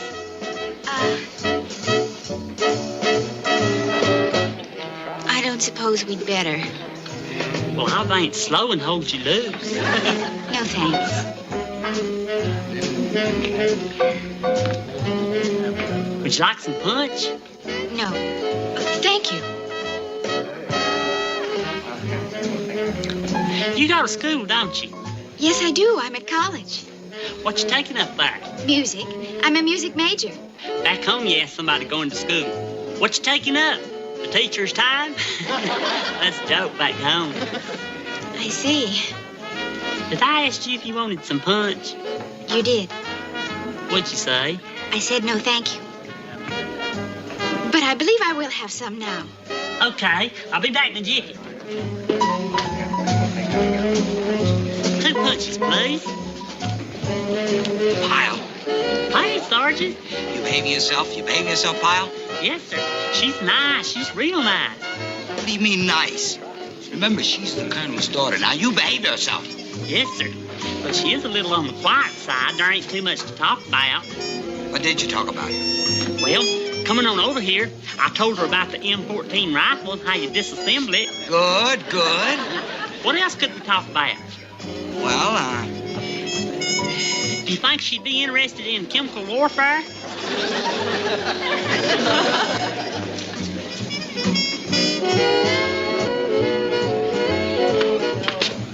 Here's your punch, Miss Jane. Thank you.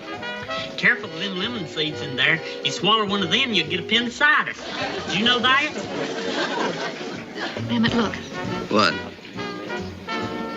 He just brought us some punch. Well, what of it? I wonder what's in it. What? Grape juice with some lemons floating in it. I just had some. I know. And you know about spiking a drink. Oh, take it easy. Mrs. Harper, may I have this dance? Oh, all right. Emmett, will you keep an eye on things?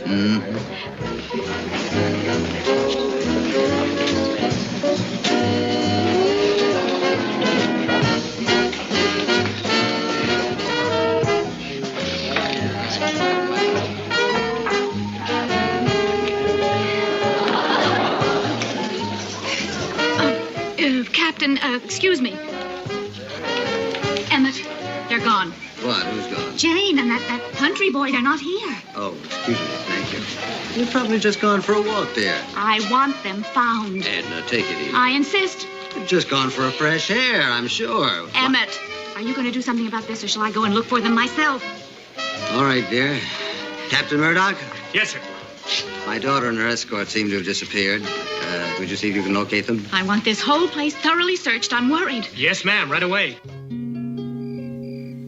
She's gone away for to stay a little while,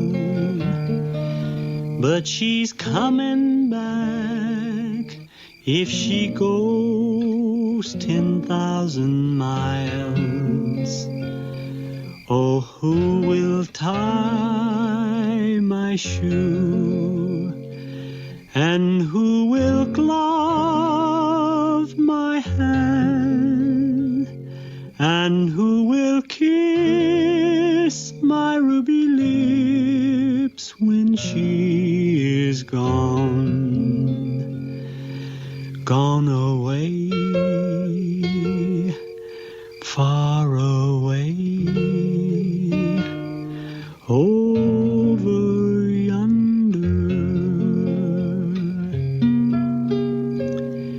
She's gone away for to stay a little while, but she's coming back if she goes 10,000 miles. Oh, it's Pappy who'll tie my shoes, and Mammy who'll glove my hand, and you will kiss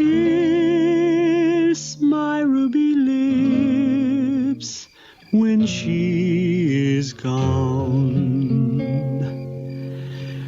away,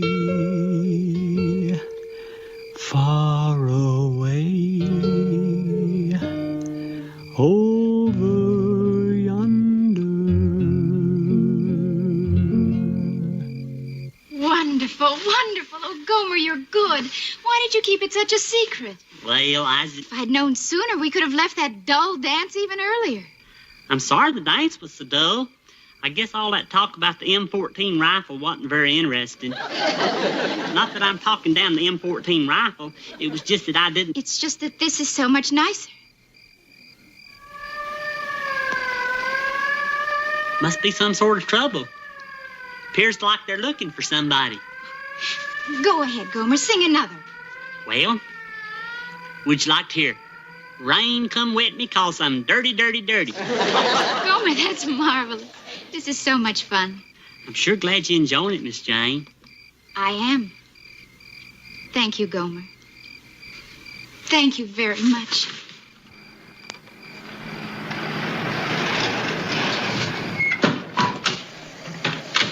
There, you saw that. You saw that, didn't you? Did you see that? Oh, Jane, I've been so worried. You can call off the search, Captain. Jane, darling, are you all right? Oh, Mother. Take it easy, Edna. Just had a feeling it would end like this. I just knew it. Mother, if you'll just calm down for a minute. You don't understand. Jane, we'll take But care Mother, of Jane. Now, young man, suppose you explain what made you think you could take liberties with our daughter. Well, it looked to me as if it was Jane who was doing the kissing. I think I know my daughter. Well? I sure am sorry, Miss Harper. It's a little late for that, Private, and it's not good enough. Emmett, I insist that he be punished. Oh, Edna. Daddy, don't. Don't you dare do a thing to him. I am the one who did the kissing. Now, Miss Jane. Jane! Yes, it's true, and I'm not ashamed of it. I kissed him because I wanted to, that's why. Jane, stop this. Yes, Mother, and I liked it. So much that I think I'll kiss him again. And again. And again. And again. And again. Excuse me, ma'am. Sir, while all this is going on, do I have your permission to stand at ease?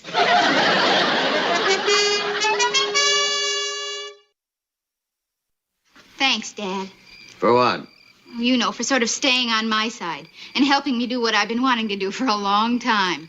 Well, Daddy, while we're sort of on the subject, I do want to go to a co-ed school next year. Will you back me up?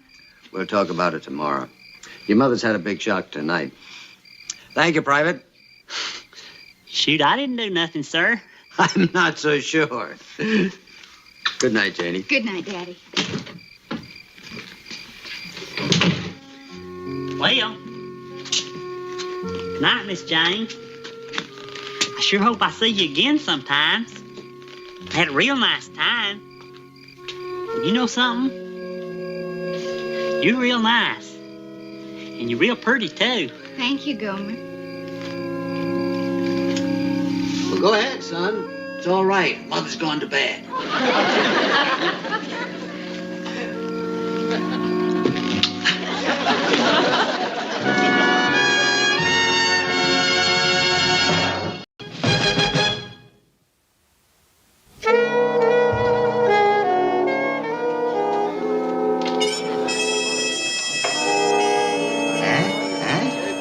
Lovely, isn't it? Sure is.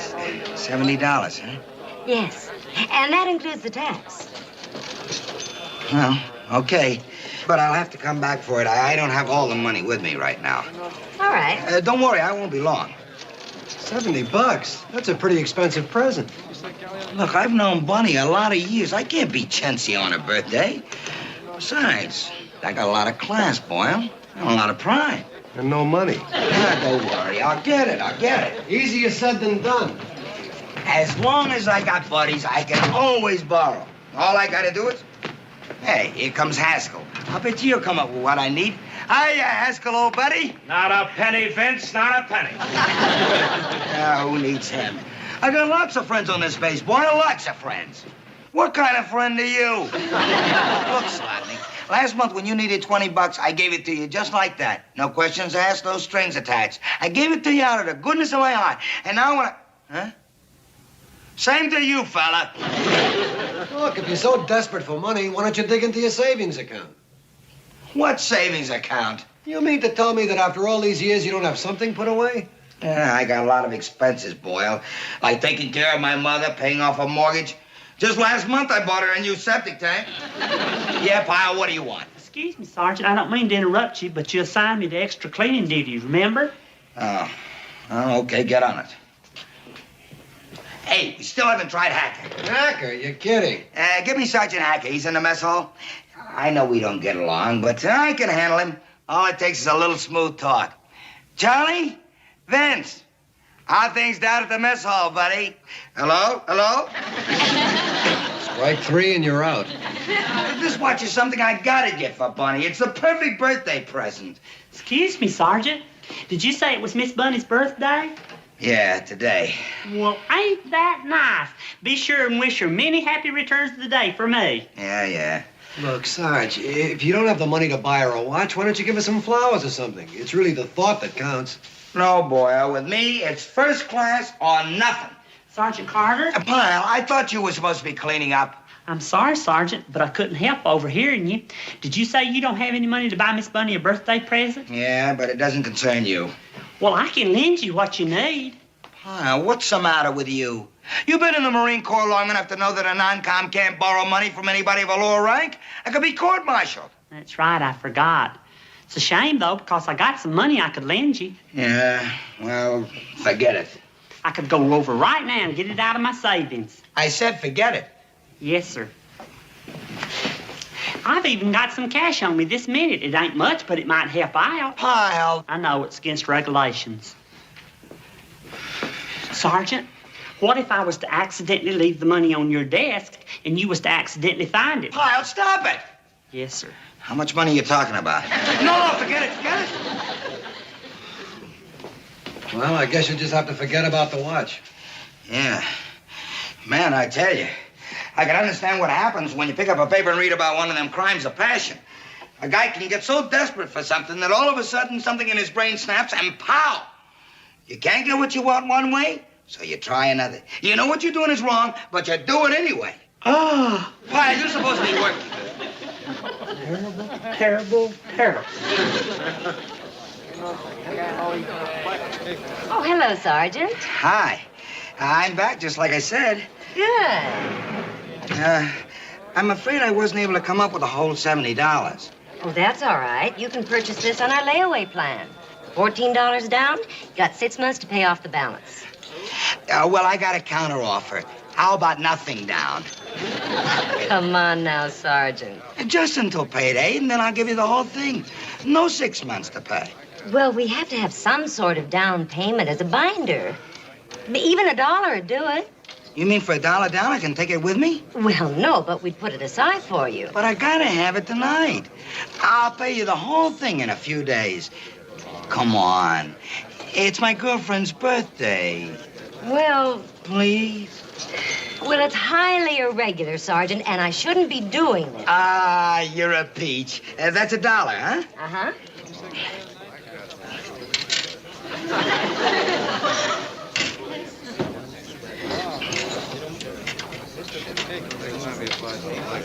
Can you lend me 7 cents?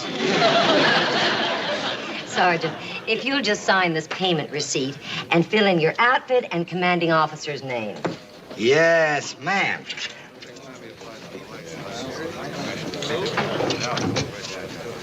Shall I gift wrap this for you? Huh? Oh, no. I'll take it just like it is. I'm gonna give it to my girlfriend during dinner tonight. I'm gonna hide it in her salad. Romantic-like. That sounds very nice. I mean, you did say that's a stainless steel case, didn't you? Roquefort dressing won't corrode it or anything. Oh, no. No, I think it'll be just fine. No, fine ain't the word for it. It's gonna be beautiful, just beautiful. And thanks a million. Uh-huh.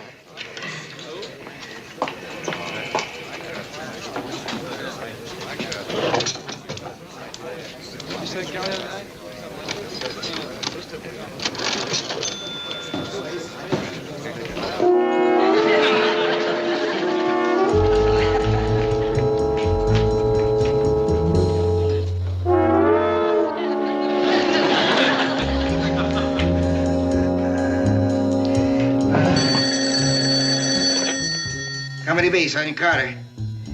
Oh, yes, sir, Major. The supply requisitions? Yes, sir. I'll bring them right over.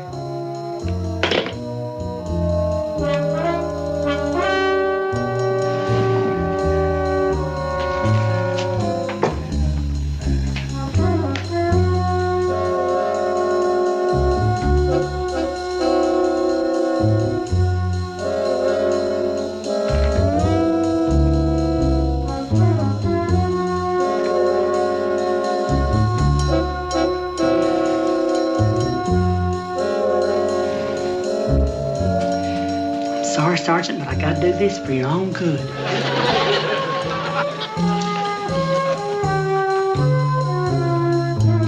Thank you.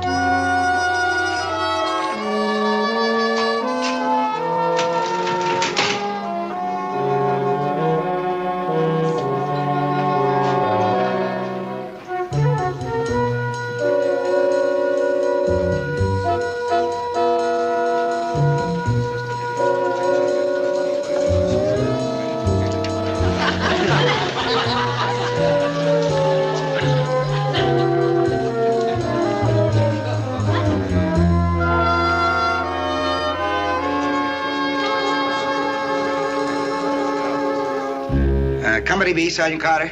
Sergeant Carter, this is Miss Johnson down at the PX. I sold you a watch this morning. Oh, yes, ma'am. What can I do for you? Well, apparently you were so excited about your girl's birthday, you walked away without your watch. Huh? I did what? That's right, Sergeant. You must have left it on the counter. But that can't be. Are you sure? Are you sure it's a little square one with a gold band? Uh-huh, and the inset diamonds. I'm sure it's your watch, Sergeant. It's the only one we have like it. Just a minute. Wait just a minute.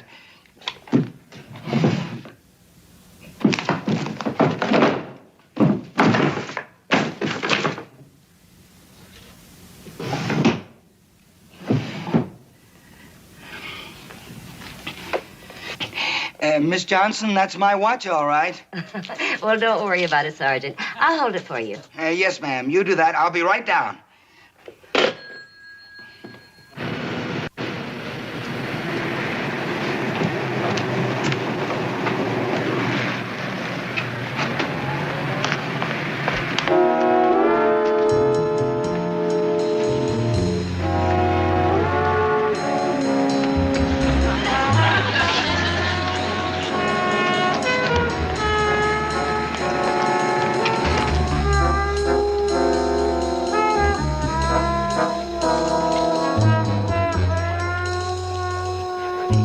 Again. Good morning, Private. May I help you? No, ma'am. Thank you, ma'am. I was just looking. Thank you anyways.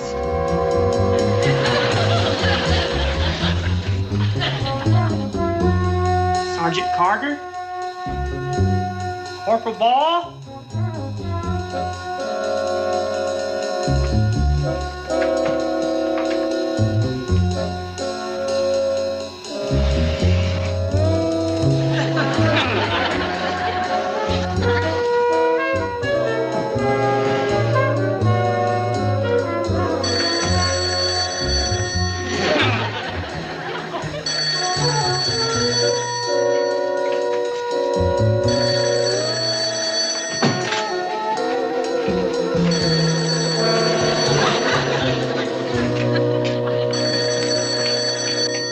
Company B, Sergeant Carter. Oh, hi, Bunny. What? Well, like I said, 7 o'clock. Is that okay? No hints. You're gonna have to wait till dinner to find out. And tonight, we're gonna celebrate in style. We ain't gonna drink no birthday toast with just beer. Tonight, we're going all the way. A bottle of Muscatel. Okay. See you later, baby doll. Bye. Bunny's just dying to know what the present is. Wait till you see it, boy. It'll knock your eyes out. It's got real diamonds on the face.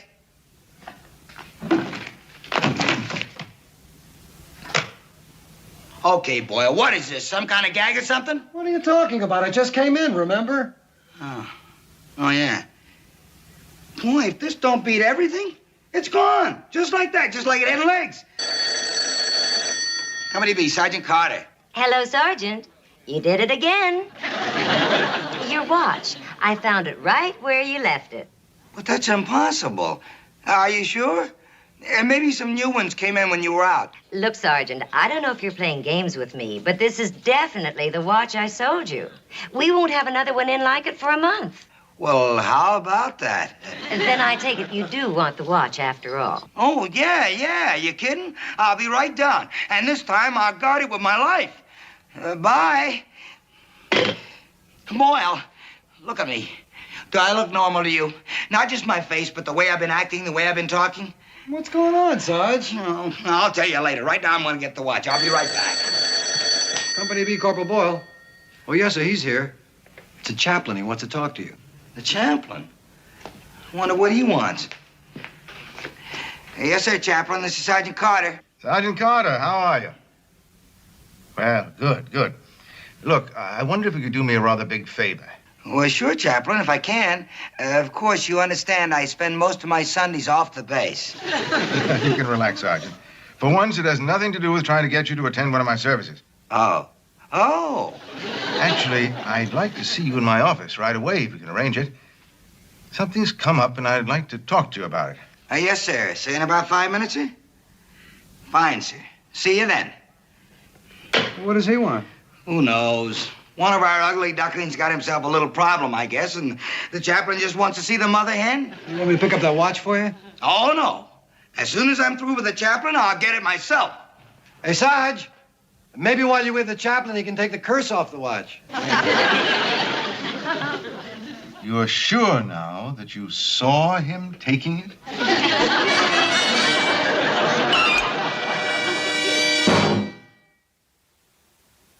I'm just sick about Sergeant Carter carrying on like this. You're absolutely certain now. You're sure that it wasn't someone else who took the watch? Oh, no, sir. It was him, all right.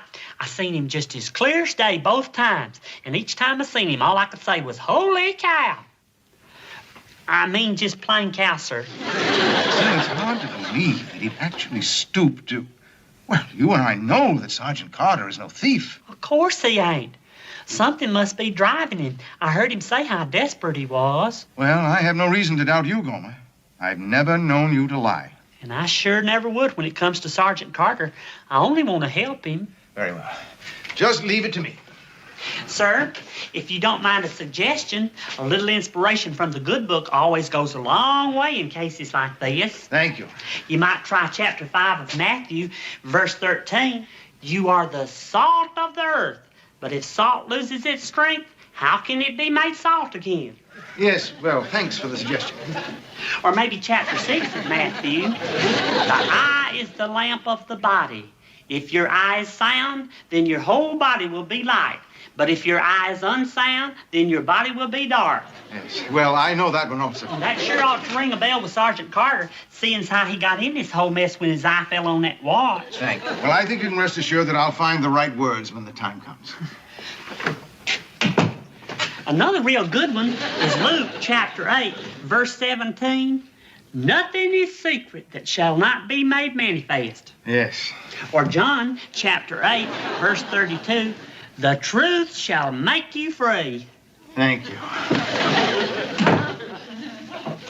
You know what would really be good? Revelation 6. Now, as you're well aware, man is an imperfect animal. And because he's imperfect, he must be constantly on guard against being tempted down the wrong path.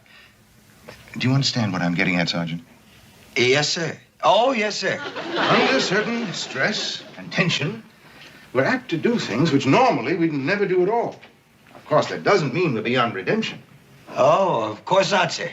A person who is basically good can be sure that the people around him, the people who admire and respect him, will forgive and forget.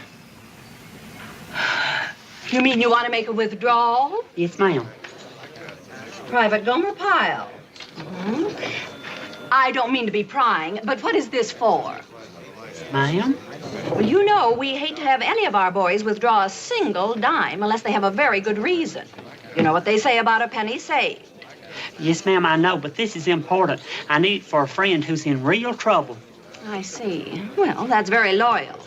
However, I do feel that it's my duty to tell you that you're going to lose a whole lot of interest. Please, ma'am, I'm in a real big rush. It's certainly your decision. 20, 40, 60, 70. Are you sure you wouldn't like to discuss this matter with Mr. Glick, our branch manager? As the good book says, you are the salt of the earth. But if the salt loses its strength, how can it be made salt again? Well, I see you're back again. Yes, ma'am, and I know just what I want. Well, good. That lady's watch right there. The square one with the little diamonds in it. Oh, yes, that's a lovely watch. You're going to make somebody very happy with this. Well, I sure hope so. And here's your $70, ma'am. You don't even have to wrap it. I'll take it just like it is. And thank you, ma'am. Or Luke, chapter 8. Nothing is secret that shall not be made manifest. You're right, sir. You do see the wisdom. Oh, sure. It's as clear as a bell. Is that all, sir? Yes, I think so. Well, I'm certainly glad we didn't have to get into the specifics of this little matter. Oh, me too, sir. Thank you for coming by, Sergeant. Oh, well, it was all my pleasure, sir. And thank you for calling me. What was that all about?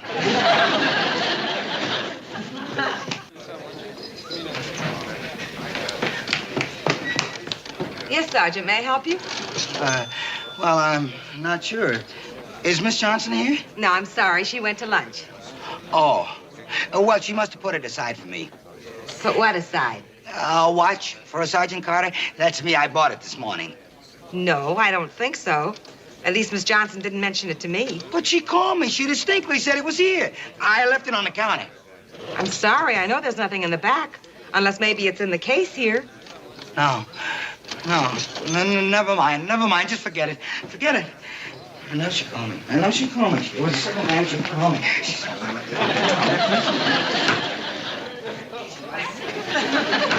I brought the watch back here and I put it in a drawer.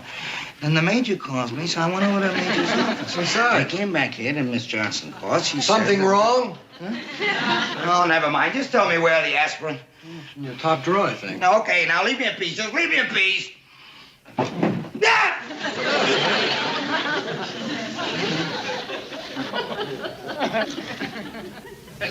What is this? A watch. Are you sure? I mean, I'm not just seeing things. It does have two little hands and goes tick-tock, tick-tock. How about feet? Maybe it has teeny little feet, too, so it can keep finding its way back from the PX. Company B, Corporal Boyle. Oh, yes, ma'am. Just a second, please. It's Miss Johnson again over at the PX. 10 to 1 she's calling. I tell you that you called before by mistake. It was someone else's watch all the time. I'd sure like to think so. This is Sergeant Carter speaking. Oh, Sergeant, I'm so sorry about what happened. Oh, yeah? Well, we all make mistakes. Well, it was all my fault. Oh, well, you don't have to apologize. Well, you see, when I went to lunch, I forgot completely about putting your watch aside for you. What? Yes. I just found out that Mrs. Healy, she's our other sales clerk, sold it to someone else while I was gone. Well, you can't imagine how badly I felt when I came back and she told me that a Sergeant Carter was in asking about his watch. My watch? She sold my watch to somebody else? Oh, I'm so sorry, Sergeant. You just don't know how I feel, especially since there's no possible way of getting it back. Naturally, we'll return your deposit. Miss Johnson, listen to me. Stay right where you are. I'll be right there. Now what? I'm going over to the PX and get this whole thing straightened out before somebody comes here and throws a net over. Not now, Pyle, not now. Where's Sergeant Carter going in such a hurry? To the PX. The PX with the watch? Yeah. What do you know about it? Well, he don't have to. Sergeant Carter. Sergeant Carter? What do you want? Well, Sergeant, I wasn't going to say anything, but now I guess I'm going to have to. You don't have to return that watch. Huh? I'm glad you was going to. Am I ever glad? But you don't have to return it now on account it's paid for. What are you talking about? It's paid for and my heart is light, and that's all I'm going to say. Oh, no, it ain't. You're going to say a lot more, Pyle.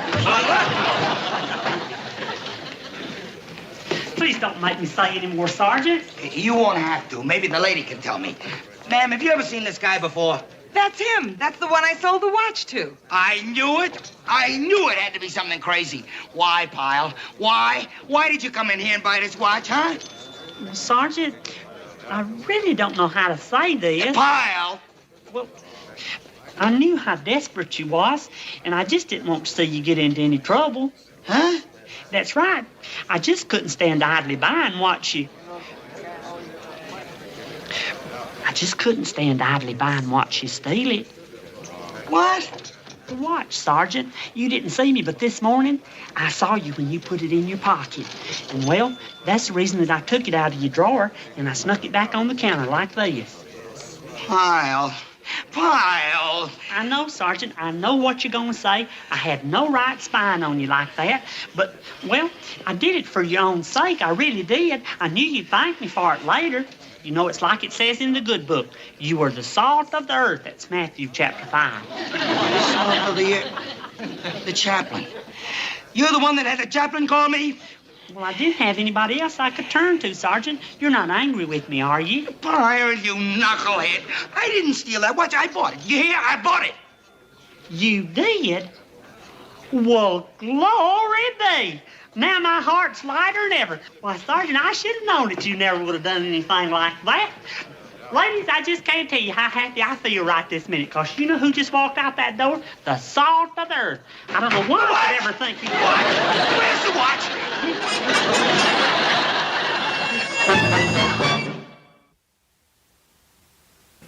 I'm really sorry, Sergeant. I should have known you never would take anything that didn't belong to you. Pyle, from now on, do me a favor, will you? Don't do me any more favors. I don't blame you for being mad. I'm not mad. I'm just a little surprised at you. Would I ever steal anything, Pyle? Would I? Well, anyway, forget it. All I want to do right now is get this watch over to Bunny's before anything else happens. You sure you got it now? Oh, don't worry. I got it. There. How did you get two watches? I don't know. I must have picked this one up when I went back for Bunny's. I'd better get it back right away. Don't tell the chaplain. Whatever you do, don't tell the chaplain.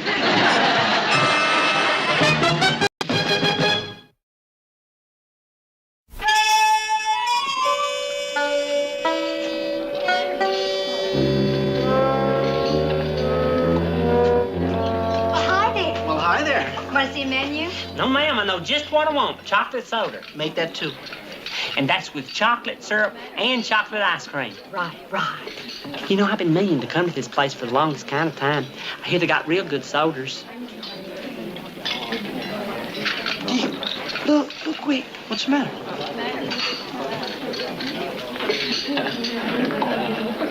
Yeah, it's Bunny, Sergeant Carter's girl. And she's not with Sergeant Carter. Yeah, how about that? Shh. Gee, I've really got to think it over. I'm just not sure. Well, you can imagine I'd like to know as soon as possible.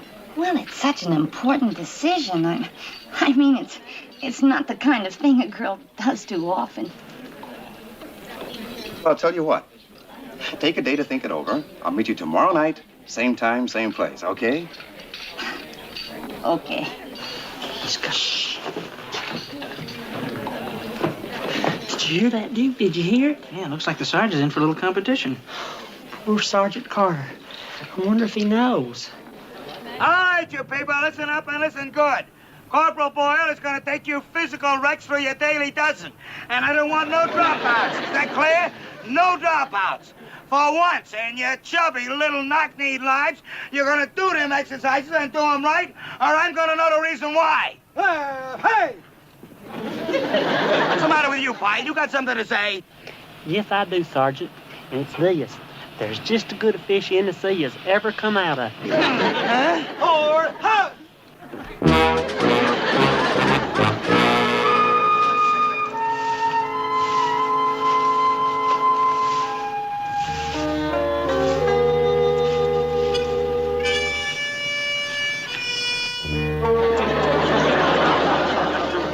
All right, Pyle, what is it now?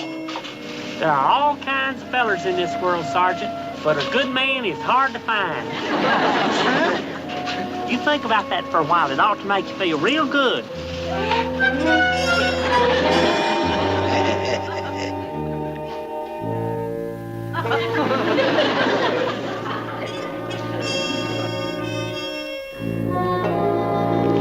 Wait a minute.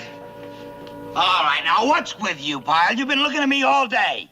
How? Yeah, like I got one foot in the grave or something. Oh, no, Sergeant, it's not nearly that bad. Look, Pyle, you got something to say it. Okay, I will. Women are like buses.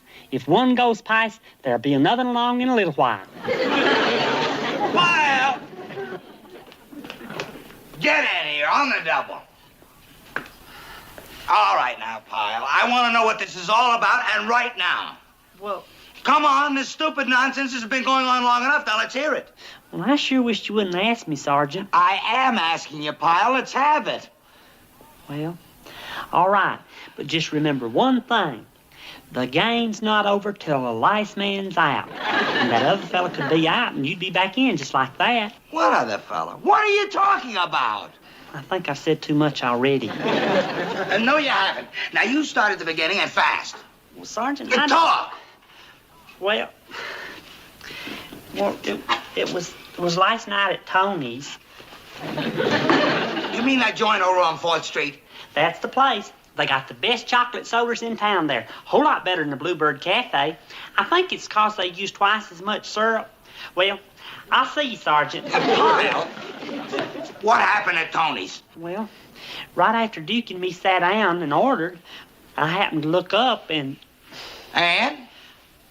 And I saw Miss Bunny and this other feller sitting over in a corner all by themselves. Bunny? With what fella? It's a real nice looking feller. Kind of blonde hair, wavy, and had a real nice smile, lots of teeth. Well, I'll see you, Sergeant. Hold it. Lots of teeth and what? And what? Well, like I was saying, there they was sitting all scrunched up next to each other, talking real serious-like. Yeah? About what? You happen to hear? I did hear them plan to meet again tonight, same place, same time, and she said she'd give him her answer then. An answer, huh? I sure am sorry, Sergeant, that I had to be the one to tell you this. Forget it.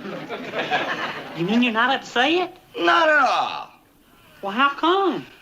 How come? Because Bunny and me don't have any secrets from each other. None whatsoever, in any shape, size, or form. You got that? Right, Sergeant, if you say so. All right, you get back to your duties and keep your nose where it belongs. Right. And, Sergeant, I sure am sorry I was the one that had to tell you Miss Bunny was stepping out on you. Out!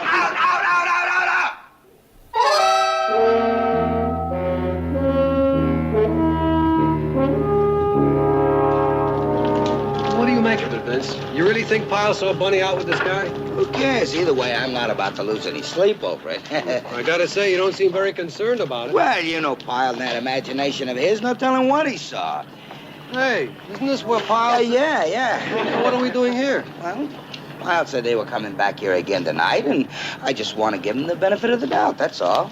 You know, so I got all the facts when I settle his hash for good. Well, shall we? No, over here. Around this way. We don't want to sit down and order. It'll be a lot quicker this way.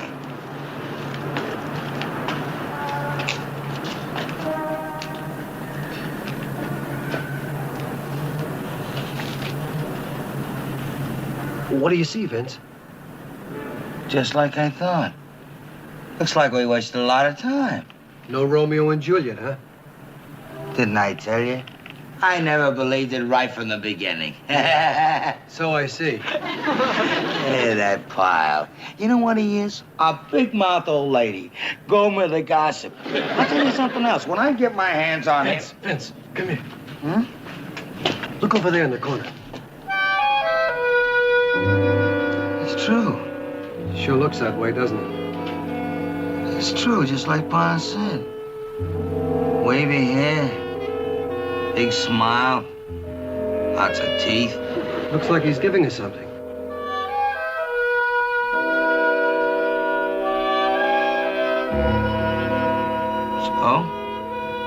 So he gave her a present. Big deal. Come on, let's get out of here.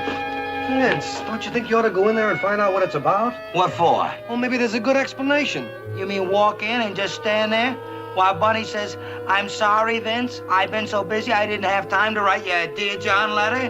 That would make a nice scene. I'd have so much egg on my face I wouldn't eat breakfast for a week.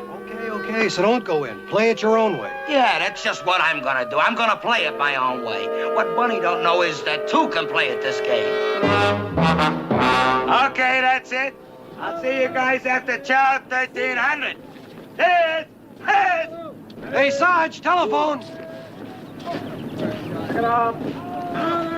Yeah, who is it? I'll give you 3 guesses. Oh, it is it? Well, what do you know about that? And I know just what she wants.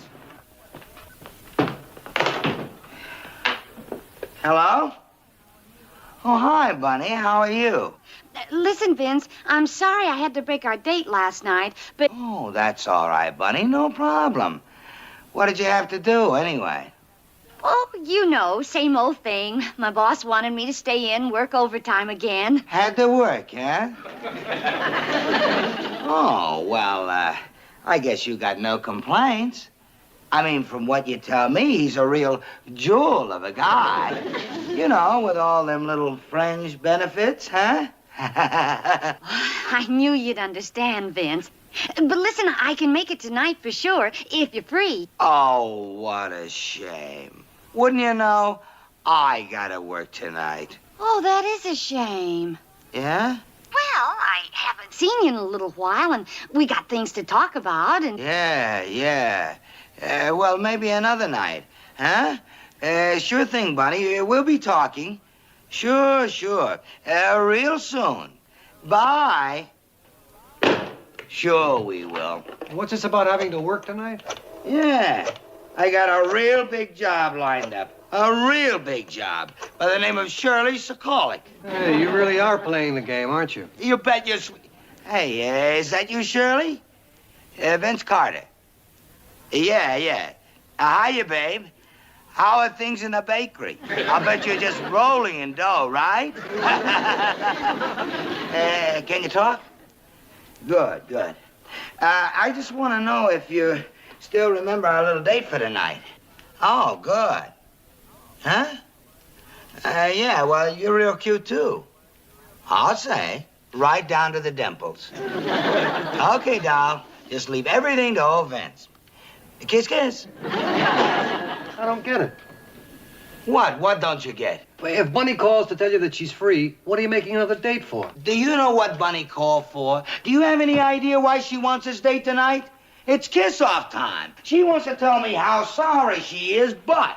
Well, I'm not letting her have the satisfaction. No, sir. You sure, huh? Yeah, I'm sure. And you know what else I'm sure of? There are a lot of good fish in the sea. And a good man is hard to find. And something else. Revenge is sweet. And with a little help from Pyle, it's going to be sweeter and sweeter. Hey, Pyle. Wait a minute. Wait up. Hey, Pyle, could you do me a favor? Well, sure, Sergeant. Be glad to. You got anything on tonight?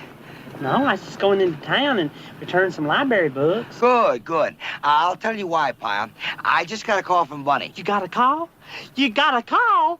Well, hallelujah. Anyway, she's free tonight. I just knew it, Sergeant. I just knew it. It was a matter of time, Sergeant. Just a matter of time. Yeah. I'm thrilled, Sergeant. I am thrilled. Yeah, well, so am I. But the only trouble is I've got a problem. Bunny's free tonight, but I'm not. I got to stay and work. Oh, that's a shame, Sergeant. Yeah, it just breaks my heart to think of Bunny sitting at home alone all night. I don't know what you mean. Which is where you come in, Pyle. That is, if you're willing to lend me a helping hand. Oh, anything, Sergeant, anything at all. You just name it. Good. I knew I could depend on you. Now, here's $10. I want you to take Bunny out tonight and show her the time she deserves, okay? Well, it'd be an honor, Sergeant. It'd be an honor looking after Miss Bunny for a person as unselfish as you are. Thanks, Pyle. And don't spare the horses. Treat her like a queen. Hey, what's today? Wednesday? That means broiled lamb chops. Perfect. Beg your pardon? The Blue Plate special at the Bluebird Cafe. It's broiled lamb chops, and Bunny's just crazy about them. Especially the way the Bluebird fixes them up in them cute little pants. That's right, they do. Blue for men and pink for the ladies. Oh, by the way, I'm so far behind schedule, you better call Bunny and set it up yourself. Say around 8 o'clock?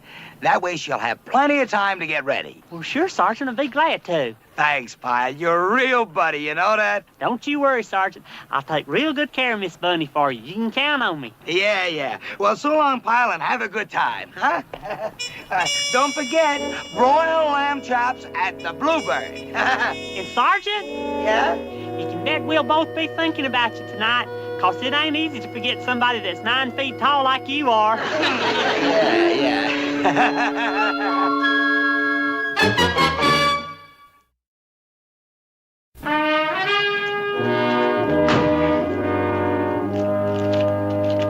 I still say this wasn't necessary, Gomer. I had sewing to do and a lot of ironing and... I know, Miss Bunny, but Sergeant Carter just didn't think it was fair for you to have to stay home alone just 'cause he was busy. Aw, that's Vince for you, the big teddy bear. I sure am glad you feel that way. Oh, this for you. Gosh, Vince, it's really been a long time, hasn't it? Yeah, too long. What I want to know is if you're still as ticklish as you used to be. Don't even talk about it. You mean like this?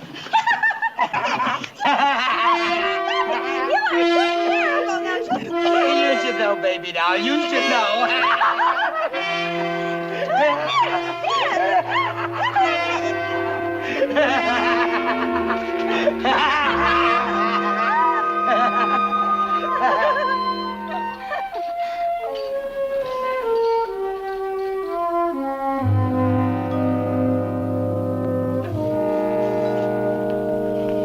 Hey, Sergeant. What do you want, Pyle? Sergeant, you remember you said you had to work tonight? That's right, so? So, I took Miss Bunny to the Bluebird Cafe like you suggested. The only trouble was that we saw you there. Miss Bunny and I saw you there with a lady friend. Okay, Pyle, okay, I'll level with you. If anybody's entitled to the facts, you are. Huh? Pyle, you saw me there with another dame tonight, all right? On purpose. You want to know why? Yes, sir, if you want to tell me. Because you were right about Bunny and that wavy-haired, pearly-toothed friend of hers. I saw them meeting last night at Tony's, just like you said they'd be. And you want to know what else I saw? I saw him giving her some kind of jewel box, the kind that rings come in. And she took it? You bet your sweet life she took it. And I wasn't just seeing things either. You can check with Boyle. He was with me. Well, why in the world would she do a thing like that? I don't know. But I'll tell you this much. I ain't about to be nobody's patsy. I just don't understand it, Sergeant. I just don't understand it. Believe me, Pyle, I had to do it to show her she ain't the only mackerel in the sea. You understand, don't you? Yes, sir. It's just that I feel so bad for both of you. Yeah, well, that's life, I guess. You think you got no secrets to somebody and whammo. Well, I'll tell you something. No one dame's gonna make me walk the gangplank. What do they say? C'est la vie? It means don't bother holding your breath, just live it up. And that's what I'm gonna do from here on in, just live it up. Let's face it, Pyle, the bushes are full of bunnies. Well, I guess I better go, Sergeant. And good luck to you with your c'est la vie.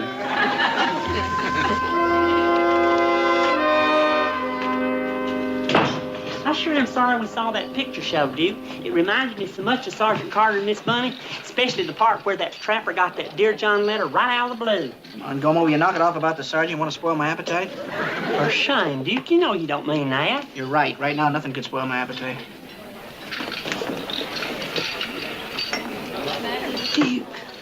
Duke, it's just like it was last time.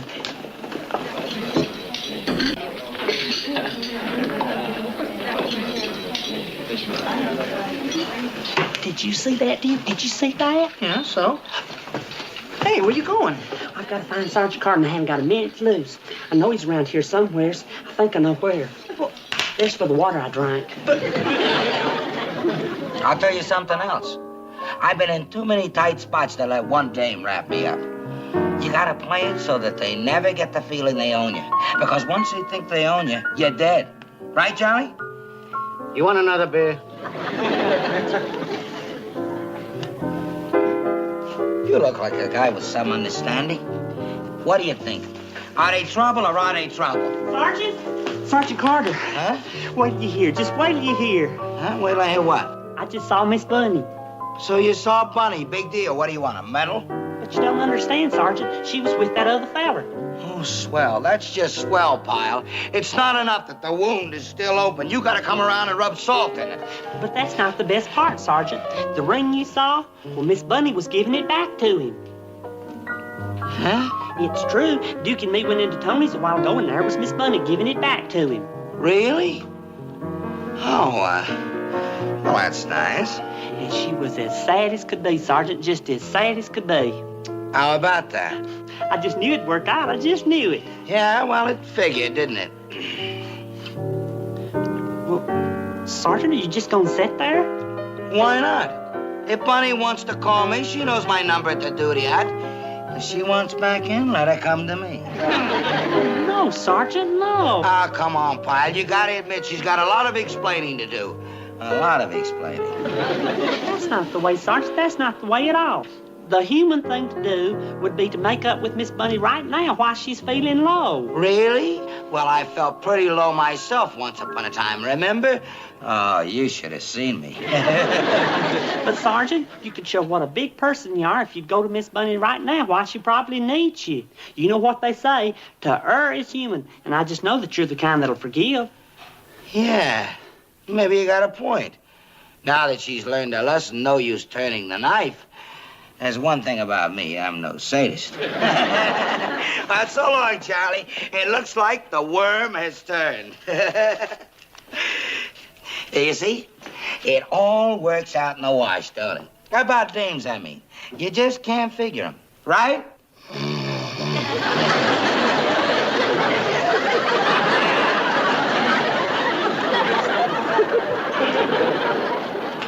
I just know she's home, Sergeant. One look at her face and you could tell she was gonna rush right home. Oh, okay, Pyle. You set it up, but I'll stay out of sight until just the right moment. You know, really give her a kick, huh? Right, Sergeant. She's home, all right. Gomer. Hey, Miss Bunny. Gomer, what are you doing here? I've got good news for you, Miss Bunny. I just saw Sergeant Carter, and guess what? He's willing to forgive and forget. He's willing to forgive and forget. Is that what you said? That's right. You see, I saw what happened at Tony's tonight, and when I told Sergeant Carter that you'd busted up with that fella you sweet on... What fella? See, there's just like I told Sergeant Carter. He's plumb out of your mind already, hardly more than an hour after you give his ring back to him. Ring? You mean you... Sergeant Carter knew all about it. He saw you accepting it through the window of the restaurant the other night. That's the reason he went out with that Miss Shirley. But that's all over now. Oh, so that's it, huh? And you say your dear, sweet, understanding sergeant is ready to forgive and forget. Well, that's just peachy. But you can go back and tell him I'm not the slightest bit interested, not the slightest bit. Ma'am? Gomer, do you know who that man was you two have been seeing me with? Do you? That was Herman Hadler of Hadler Jewelers. He was nice enough to meet me at night because I couldn't get off from work. And do you know why? Because I wanted to get Vince something nice for his birthday instead of the usual aftershave cologne. Something real nice, like a $75 star sapphire ring. Oh, but I couldn't give it back to Mr. Hadler fast enough after what your sweet sergeant did to me. So you can just tell him for me I don't want to see him today, tomorrow, or forever. Now, goodbye.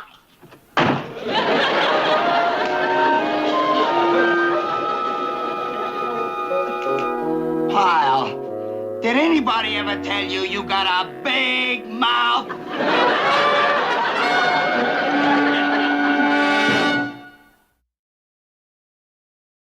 Are you sure, Pyle? You sure Bunny said you'd be here? On your birthday, Sergeant? Why, Miss Bunny wouldn't miss that for the world. Well, yeah, I know, but considering what happened, and, you know, the way she hit the ceiling. Believe me, Sergeant, you don't have a thing to worry about. When I took the liberty to call Miss Bunny and invite her down here, I told her the whole story. I told her how everything was my fault from the beginning. Every single thing. Oh, yeah. Yeah, I'd say that's only fair now that you mention it. So mark my words, Sergeant, Miss Bunny will be here. Golly. Just look for yourself, Sergeant. Just look for yourself.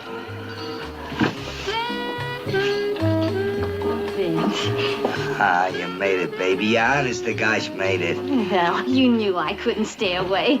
Not after Gomer called and explained, right, Gomer? Yes, ma'am. Weren't you going to sit down or nothing? Yeah, why don't we all sit down, huh?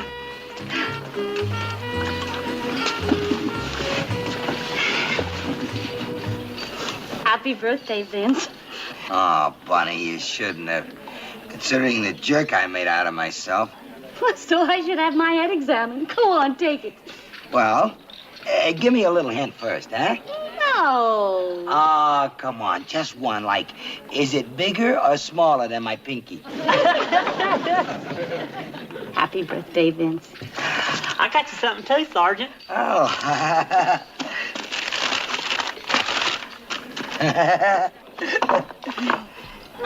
Shaving cologne. I got the very same thing. If I'd known you was gonna get that, we could have gone in together and gotten him a half-gallon size. That's right.